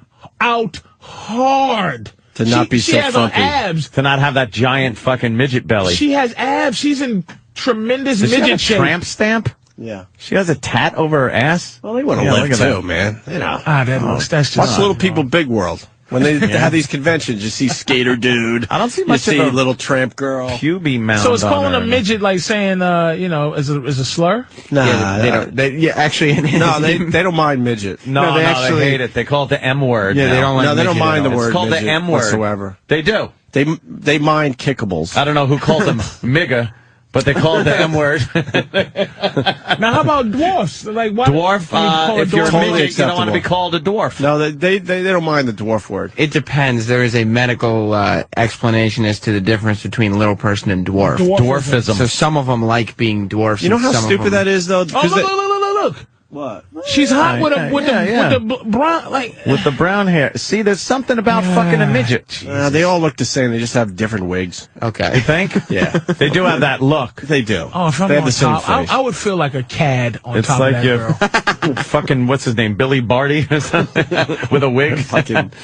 A buddy of mine loves midgets. Like, that's his Really? thing. Like, into it? It's a weird... I think it would just be weird. You'd have to try it once. I don't know. It's just, I watch midget porn, it just looks wrong. It looks wrong. Find us some midget porn, Danny. One of the greatest... Pop up some midget porno We for have us. a great midget story. The time the girl wanted to be a stripper and she wanted to try out for us. Oh, I was in there, man. Yeah. You were there then? Patrice She was there. crying, She yeah. started crying. Because it was just funny. It's amazing. You know what? She's very curvy for a midget. She ain't bad. She's midget curvy. But she's got the same face every other one. And she looks like the Grinch that stole Christmas face. She does. She does. That's it. We're all fishing around, but you just nailed it. We're all just fishing, but you got it. And look at her with just You the got it. confidence that she shouldn't have. You're a short one, little whore. Oh, look, Anthony. Look, man. Look. What? Here's It's midget porn? just wrong. Look at that. Wow. She's fucking giving head to some guy. She's a midget. Yeah. That's the She got famous that- one, right? I forgot her name. Bridget. Bridget. Bridget that's Bridget the midget. She's been on our show. She doesn't give a, she's fucking going down on that thing. It's hitting her She's a spleen. fucking soldier. And those hands will make my dick look about 2 midget times spit. bigger. Oh, get that midget spit off of you. She's got abs. You think it'll make she your does. dick shrink and shit? Don't put your midget spit. Don't put your magic midget spit on my dick, please. She's got a 6-pack of those Bud Ponies. She does have abs. Oh, wow. She knows how to work that dick, though. Oh, she's going to sit All right, on now it? she's fucking. Hold on. she's Let's gonna see what sit on it. happens. Yeah, there's Move something... your hand. I want to see midget twat. Yeah, there's some kind of pedo thing happening there when you see this shit. it's just... It's a little No, weird. it's sort of like a weird... It is, dude. To be there's some into kinda- this, it's there's no other value to it. Yeah, I'm with you, Patrice. Seeing it this way is a little... She got to move her fucked hand. up. There you go. Okay, let's see that. What's going on down there? Is it normal size? She's only getting a third of it in. What do you think? Well, it's going up to her heart. Right. Coming out her mouth. Oh, she just fell backwards. Her eye is bulging. He's going to come. It's going to look like she laughed with milk in her mouth. Jesus. Wow, she got big pussy. What the fuck? This is not right. Small people, big pussy. Yeah, the pussy looks like it's normal size. It looked normal size. That's weird. Right. Look at a little midget Michael Jackson. Maury's a freak. Maury is a fucking despicable man. I think it's time for a Maury appearance. I love Maury. We got to talk some sense into him again. Oh, what happened to Maury? It's little Michael Jackson midget moonwalking. Great. Lil Al. It's Lil Al. Everything is Lil before. Yeah, L-I-L. Oh, look at this guy. Look at him. Woo! The swagger. It doesn't make sense they want to be called little people because we're still acknowledging that they're fucking not like us. Oh, my God. Do you know how small the child would have to be for him to molest? An embryo. I just don't like credit that you don't earn. Like, it's just like, for somebody to give you something that, on any level. Where it's not you're not naturally respected. Yeah. Like the fact that they'll force you to like watching the WNBA or force you to say, "Oh wow, look at how great he is." Like I wanna be able to go. I think this little guy doing Michael Jackson, it looks stupid. Yeah, because he does. His little goofy legs. He's not even that talented. Right. He's just you're enjoying him because he's a midget. Right. That's absolutely true. Dan, he found another good one. Wow. Just getting pounded. The bomb shot. Ugh. Oh, Jesus. It's like a bell clanger. Fucking smashing her. Oh, no. Wow. Oh, this is the biggest dick in the world Oh, my and the God. littlest girl in the world. There's some black dude just fucking banging her. She's bent over. This is the guy with the 19-inch dick. Wow. Shit. Oh, Jesus. What's happening there? What the fuck? It's the guy What's that? He's sitting on Maury's lap. Fucking Maury. That's the little Michael Jackson guy at his lap.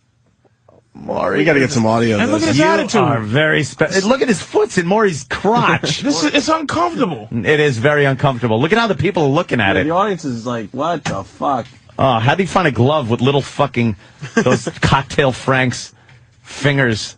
He's still a dude, you know what I mean? Yeah, get off my lap. The guy's still a dude. He doesn't want to be on an old man's lap. No matter what size you are. After got Gary Coleman so angry, he said that, like, even when he was, like, 15 years old, people would pick him up and tell him how cute he was. I'm 15 He'd punch him in the fucking face. It's like, no, dude, That's I'm fucking trying to get pussy like you. Leave me alone. That's why that poor son of a bitch just punches everybody. Yeah. You think this guy's enjoying being on Maury's lap? He's probably 20-something. Look at him. He does enjoy it. Mini Elvis. He does mini Shakira. This guy's hot midget balls is on Maury's lap. Maury. All right, why don't we do Jocktober? We're running out of shows. All right. Okay. So we got a show out of Allentown. Yeah. I'm sorry. Midget porn. It's more midget porn. Is that a guy midget and a regular girl? That's how it would look, I guess, huh? Why does he have like a baby bonnet on, old school?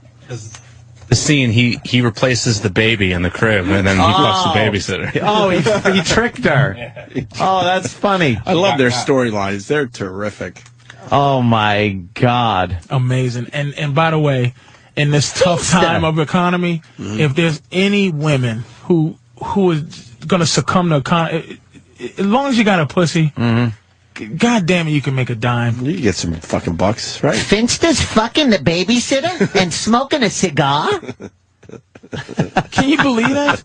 This midget has just got his cock in her asshole for probably a grand total of $512. Probably. It's $512, though. It's a lot of money, I guess. Nice, right?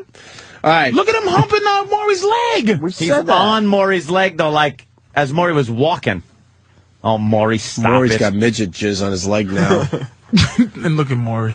All right, Jocktober, let's do it. Kramer and Kelly on B104 in Allentown. That's who we take a look at today for Jocktober, right, Sam? Kramer and Kelly. Kramer and Kelly, another husband and wife team. Are they married? Or a pseudo husband and wife team? Well, I was listening to it, and you'd think they were married the way they go back and forth. Yeah, I can't that's an original thing. I can't tell sometimes, although they would be an interracial marriage. Oh, okay. Is Kramer the black guy, which would be very ironic? Kramer appears to be a light-skinned black guy, white person-voiced black guy. Wow. Yes, you can't tell listening. That's strange. Kind of like you. Well, I mean, I'm technically all white. Technically, I'm glad you're at least putting that word in there. Well, I mean, 100%. We already talked about the fact that your mom did something. Something happened. I mean, it couldn't be further back. Your black features are more prominent than fucking Patrice's. Yeah. You're not back in the day. Yeah. Black. What Something's wrong with features? Just my hair.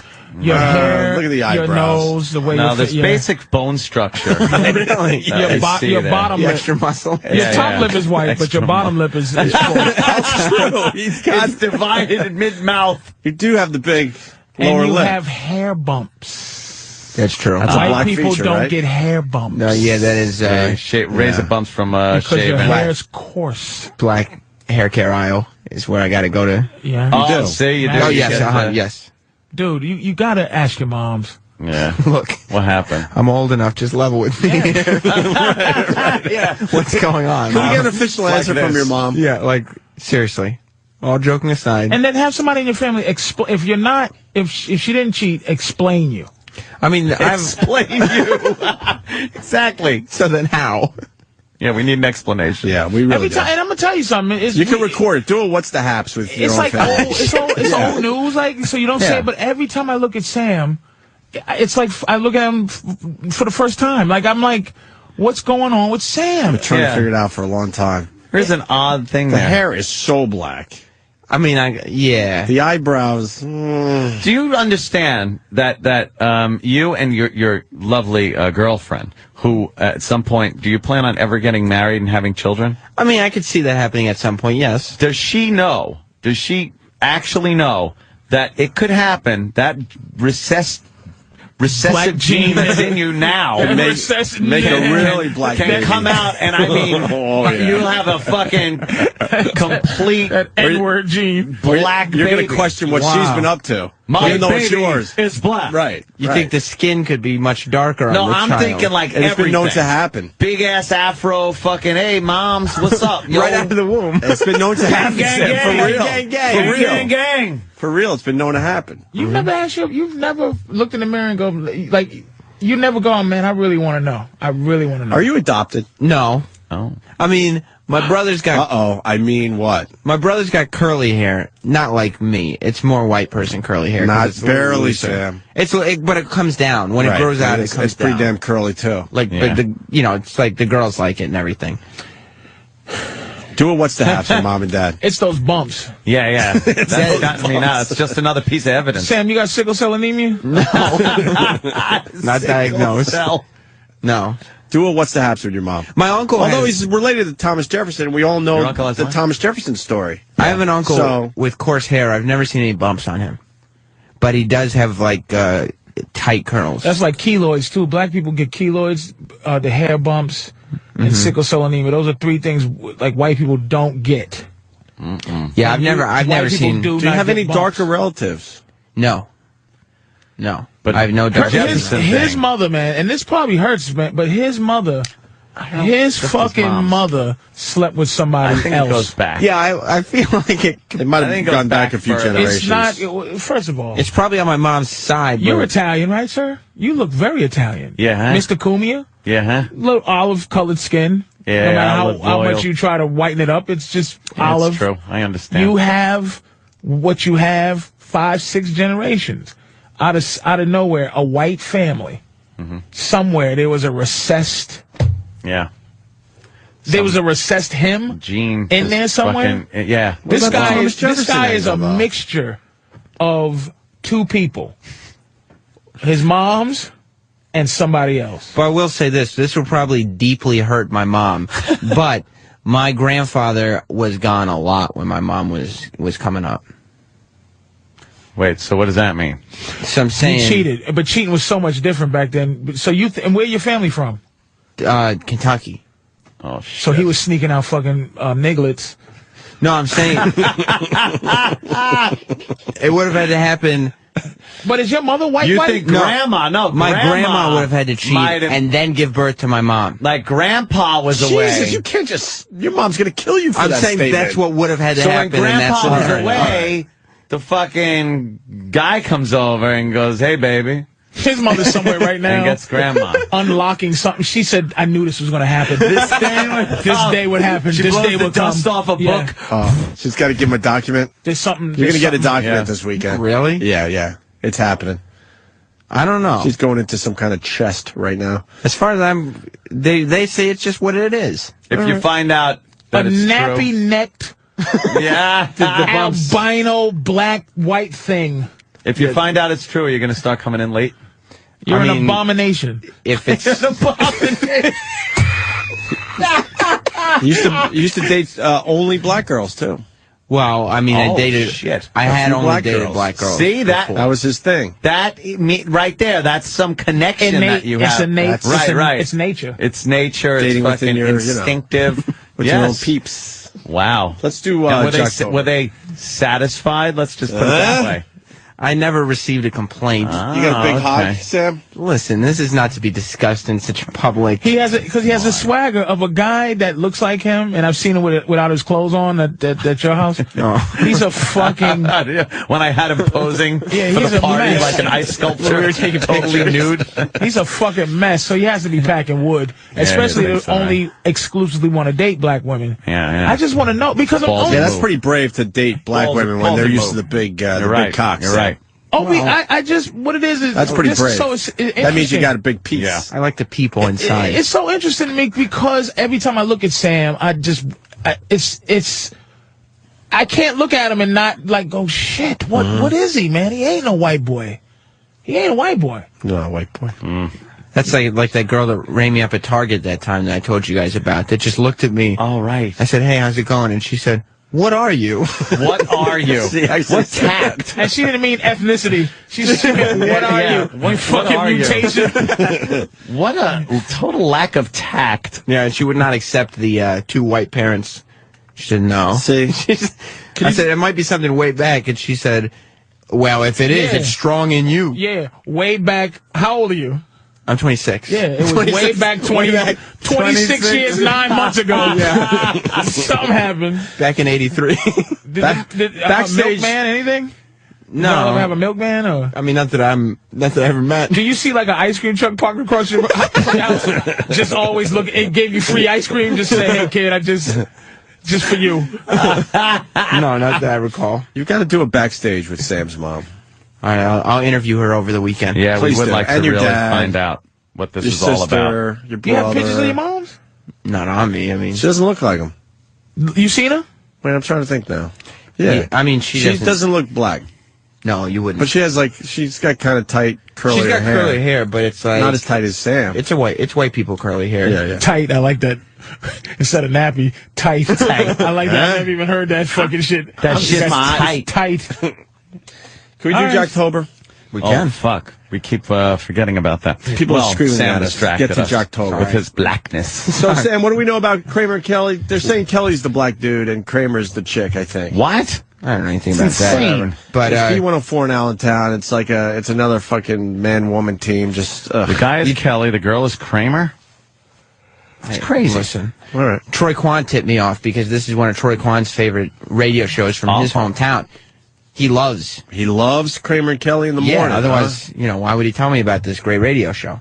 All right. They play the hits, too. That's what I like about them. Oh, wow. Like, all they'll hits? talk, but they'll also play the hits. Do they play all the hits? It's not advertised, but most of them. Mm-hmm. Well, Kramer and Kelly have the list of the cities with the ugliest people and prove their genius by starting with number 1. Yeah, because when you're in radio and you have, like, the top ugliest, cities. Yeah. If you have a list like that, you want to start with number 1. Of course. Of course. And then that gives people a chance to tune out now and go somewhere else and find real radio. B104, Kramer and Kelly, 749 while it's in. The ugliest, where the ugly people come from. This is cities with the ugliest people. In the U.S.? In the U.S. All right, let's hear it. What's number 1? Number 1 is... How you do it? Really? Hey, they were number 1 last time this poll came out. You don't do it like that. I don't think that... Wait, what was number 1? Philadelphia. Oh, but Philly. don't you count down? No, they start number 1. Why? That's the point we're making it. They go to number 1. But Opie, Just get the information out there and move on. You're supposed to start I know. high and then go low. And then never give them number And one. then, yeah. And then it drives them nuts. And they yell and scream at you years later. That is the dumbest thing. You're going to start with one. Oh. Number one last time this poll came out. I don't think they're the ugliest. Well, Laura, these polls don't lie. You're these right. Are very You're scientifically conducted polls. All right, where are the beautiful people? They're all the beach places. Oh. San Diego, Miami. Yes, Los Angeles. I got to tell you, I think Midwest has the fattest people in the country, right? Isn't that where all the big people? I would think South. Fried cooking. Yes, exactly. Yeah, them too. Mm-hmm. But maybe they have fat, but they're beautiful on the inside. Well, I think Philly's getting a bad rap. You think so? I think so. I don't know. You agree? They get pretty ugly down there. They're wild. All right. I guess it's one of those, it seemed like a good idea on the paper before they started the break. You can always tell that a couple has really good chemistry on the radio when they hit 4 topics in 60 seconds. Did they? I don't even know. Well, they started with the ugliest city. Right. Then she asked about the prettiest city, which he obviously had no information on. Then she mentioned where the fattest people come from. Then he was talking about food, and then they went back to the ugliest city. That break was awful. Well, they're just not on the same page, Opie. Kelly, as we move on, Ant, because I don't even know what to do with that clip, to be honest with you. That's just horrible radio. Let it lay there. Again. Huh? Just let it lay there. Okay. Kelly gives today's health tip. Thank God. We're all healthy people here. We all, want to get Good morning, and thanks for waking up with us here on B104. Your health tips are brought to you by Star Pontiac Buick GMC, and today's tip, wreck your leftovers. If you find yourself dining out and lingering over conversation at the table, but you don't want to keep sampling the leftovers on the table, you don't have a doggy bag, what you want to do is cover what's left on your plate with pepper or another spicy condiment. That will stop you from grazing no matter how long you sit there talking. And that's your B104 health tip. Who the fuck would do that? Oh, you destroy your food because you can't help yourself? Excuse me, while us two adults have this conversation after dinner, I'm going to pour everything on the table onto my I'm going to play with my food. Right. Who the fuck would destroy their food at a restaurant? Well, no one has that in them. That's if you're sitting there picking. I could understand if you want to, douse it in something so you don't keep picking at it. Well, there are a lot of restaurants. Douse it in bad radio.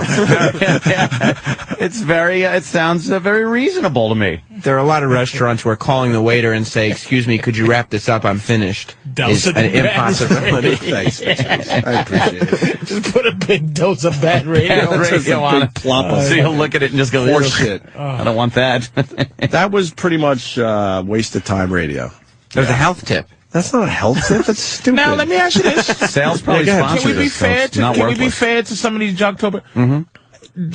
What I like about this bit, their job. Hold on. What I like about this bit, we're not searching out Sam could listen to the show for a week and find the really bad stuff. This is just a quick sample of stuff they did yesterday. But yes, that's what I like about this. How do you know the difference between forced to be bad and bad? Well, I think they're just bad in general. But can you pick out, okay, they have hope if they were allowed to do it? I understand that, every show can't do what we're doing, edgy, just in-your-face radio. We get that. But it's just the dishonesty. Yeah, when they start cracking up at the end of saying something that there wasn't even a joke. Yeah, and they don't want to be the same act that's been going on for years. Just no sarcasm at all. No cynical, nothing. That word doesn't exist. Anger or nothing. No, they are deadly exist. serious when they're doing this. There are no resentment that they have to do it at all. There are places they just will not go no matter what. Well, people don't want to wake up early in the morning and hear that stuff. Shut up. Yesterday, this broad was doing the Paul Anka story and called him Paul Unka. Unka. She said some guy named Paul Unka. Some guy named Paul Unka. Mr. Unka. And the guy sort of laughed at her, but barely. And he what would we do? Her an ass. What would we have killed a person for saying Paul Unka, right? For a half hour. And that's just an honest thing. Half hour at least. Would have been the whole day. Yeah. Of just they're not acknowledging the obvious. And go right to Paul. The bit would be right to mispronounce names. For an hour. Of course. Yes. Making them look Elton John, really? That's all we know. And they don't understand that they're just in the middle of the pack with their radio show. Paul Williams. See? Yeah, because that's the best. For about 20 minutes. The people listening want you to exploit that shit. If someone says Paul Unka, you can't let him go. No. Got a nail. How about a cup of Sunka? I think someone said that. Yeah, I think we did that. I think someone said that. We learned really quickly there weren't a lot of words that rhymed with Unka.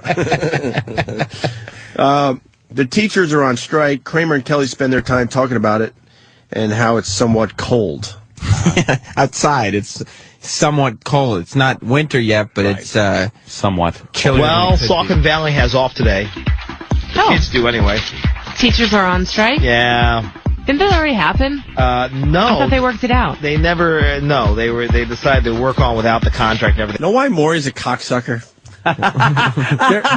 they're interviewing. Look, right there, that shot. They're interviewing these midgets, these kickables. Yeah. And they're making sure the camera is way above them to make them look even smaller than they are. Yeah, they're already small to begin with, but make sure you get the angle from way above, making the little thing look right up at the camera. She has to look up at the camera. This one is hot, though. Yeah, this one. This one is hot. In proportion, she comes out in a little outfit. This one she looks good.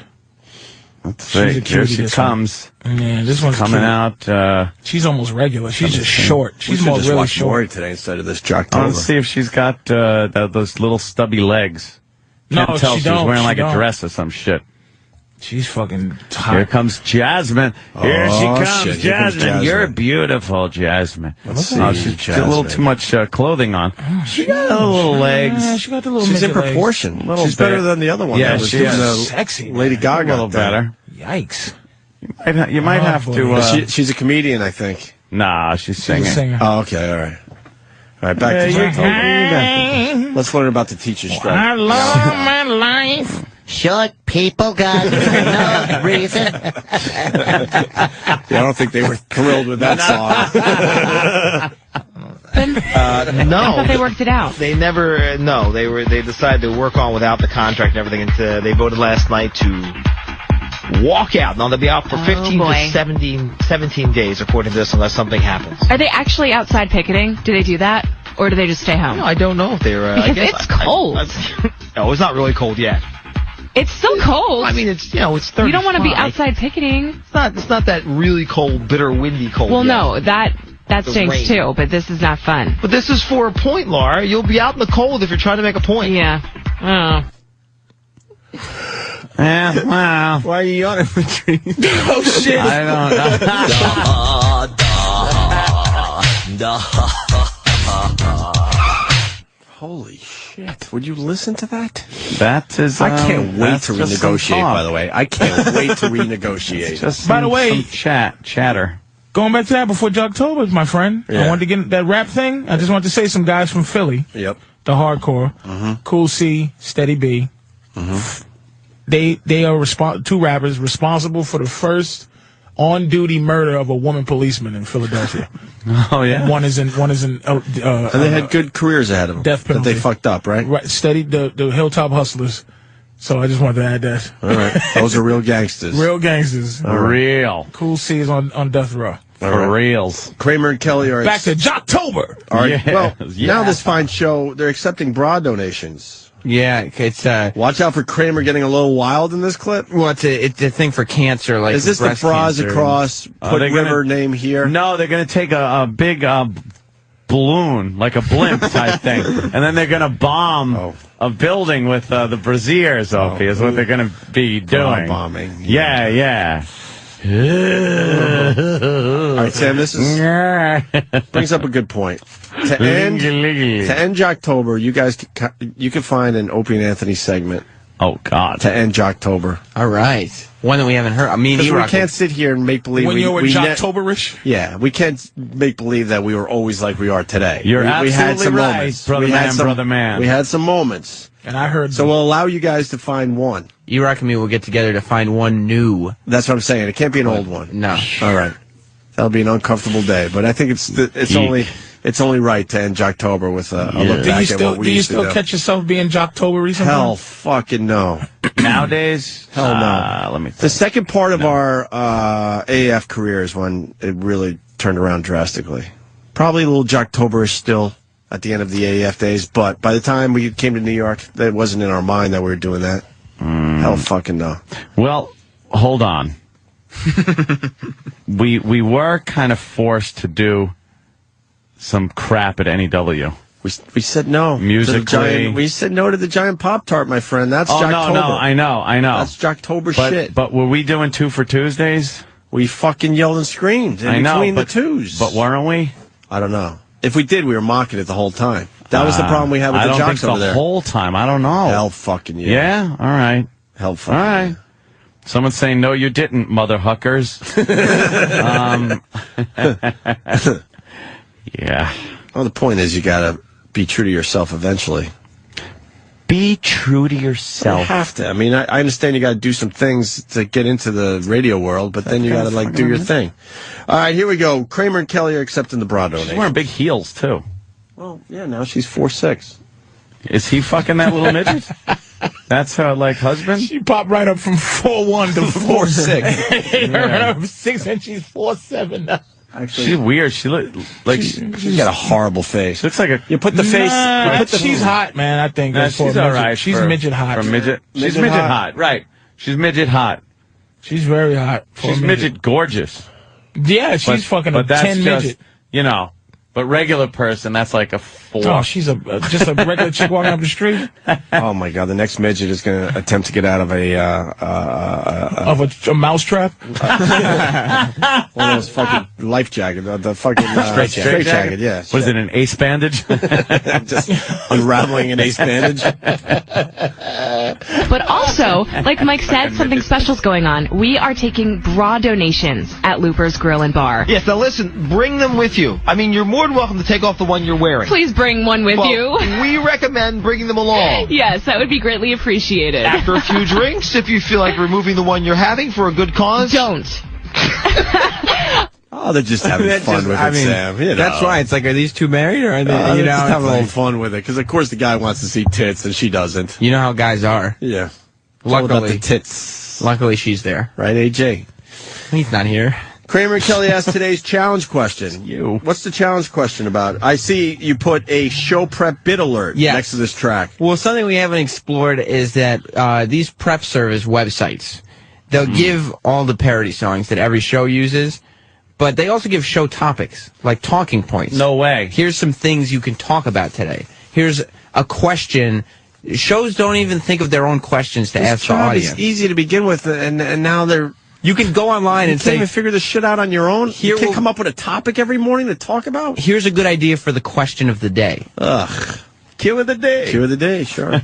And so this is Kramer and Kelly's question of the day. Okay. Which could sound familiar to some of our Jocktober Keep it right fans. there for now, Sam. Here's Kramer and Kelly doing the question of the day, or today's challenge question.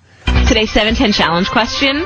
Half of all people do this within a week of breaking up with someone. What is it? 610-720-1041. We'll take your guesses next. Dude, that's the same question as the other Jocktober. Wait, is that what you're getting at, Sam? Yes. Who did it? I forgot. Rocky and Sue in Wilkes-Barre, Pennsylvania. This is Allentown, Pennsylvania. So, Rocky and Sue did it a week and a half ago. It was the same question. Wait, and Sam's got that clip? Yes. All right, here it is. The answer that we're looking for here. A third of the women do this right after they break up with their significant other. Okay, this is Michelle we haven't talked to yet. First thing they do after a breakup. 1/3 of the women polled said they do this. It is... Cut their hair. Cut their hair. You are correct, sir. Yes, it is their cut hair? their hair. Yes. Wow. So they said a third of the They can't women. even come up with a question. A third of the women. Now, Kramer and Kelly said half. Half. Could it be a different question? We can only find out by getting to the answer. Maybe it's All different. right, now we go back to Okay. Kramer and Kelly. Kramer and Kelly, 721 and 34 at the beautiful RCN studios. Laura, what was the question today? Half of all people do this within a week of breaking up. What is it? 610-720-1041. Hello. Hey, I'd like to play the 710 challenge. Yeah, what do you think the answer is? Go out on a date.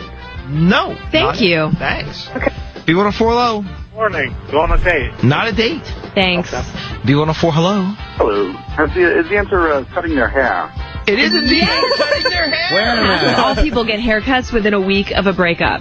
Wow. How about that, huh? I guess a new look. Yeah. I guess it's Start grown out in a fresh. Shake things up a bit.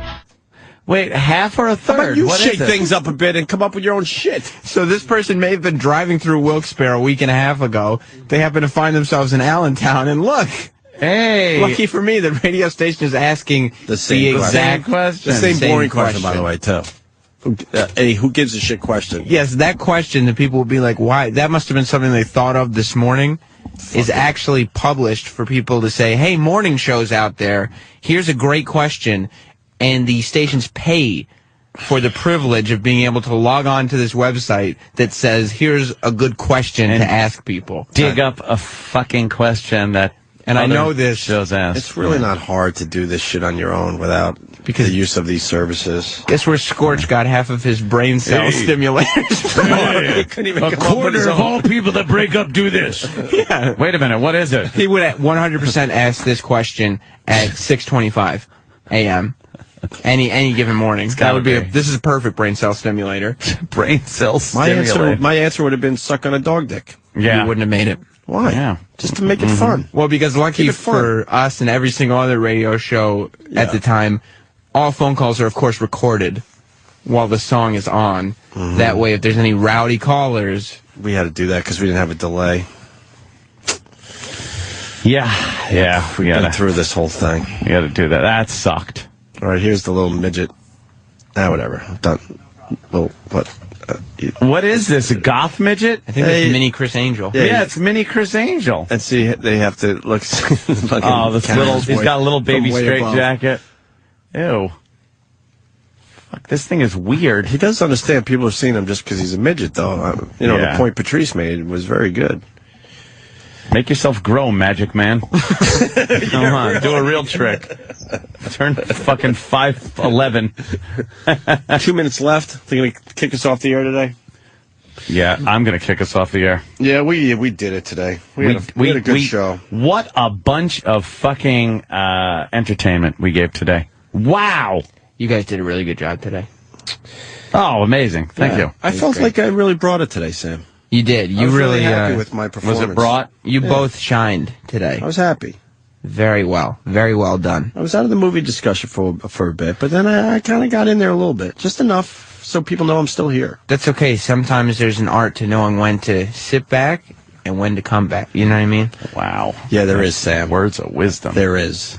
Words to live by, Lloyd. There is, Sam. I was just trying to... No, you made a very good point, Sam.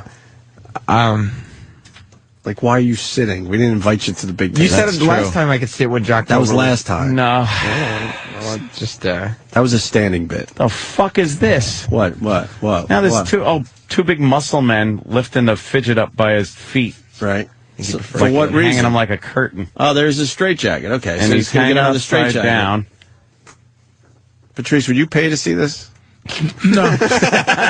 What? I'd make my cable oh, wow, look at him. Look at him now.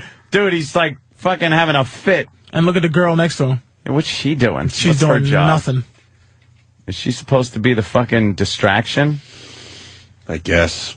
Holy fuck balls. He could probably disjoint every fucking bone in his body. Look at this kid. Oh, God. Well, he got out of the straitjacket, it looks like. Well, I'm working my way out of it. It's very difficult. And it becomes... What's the quotient in which it's upped because he's a midget? Like, if a regular guy is doing this... You wouldn't even watch this. You just go, what the fuck? It wouldn't even be on TV. You'd be like, the old straitjacket gag, but only because he's a midget. Yeah, because you don't want to see a regular size person do this anymore. No, this is stupid now. This has gone... This is old Houdini crap. Yeah, they've gone way further than this. Oh, now you got to look at his fucking distorted body. That extra rib. Well, actually, the gravity's helping it. Make it look like it's more... I think we've done our show for today. Yeah, now we're just watching Maury. I think we've done it. Patrice, thank you. Thank you. Improv, DCimprov.com. Yes, starting sir. tomorrow. Yep. Friday, Saturday, Sunday. Yep. In DC. Thanks, Nick. And Big Mama Prods on Twitter. Thank you. Yes. Great job, Patrice O'Neal. Thank you so much. Thanks for inviting me in. Appreciate it. Enjoy everything. I think we're just going to putter to the end here. Yeah, why not? Shocktober does it. Could you give me an old school fucking car breaking down there, Ant? That's how we end today.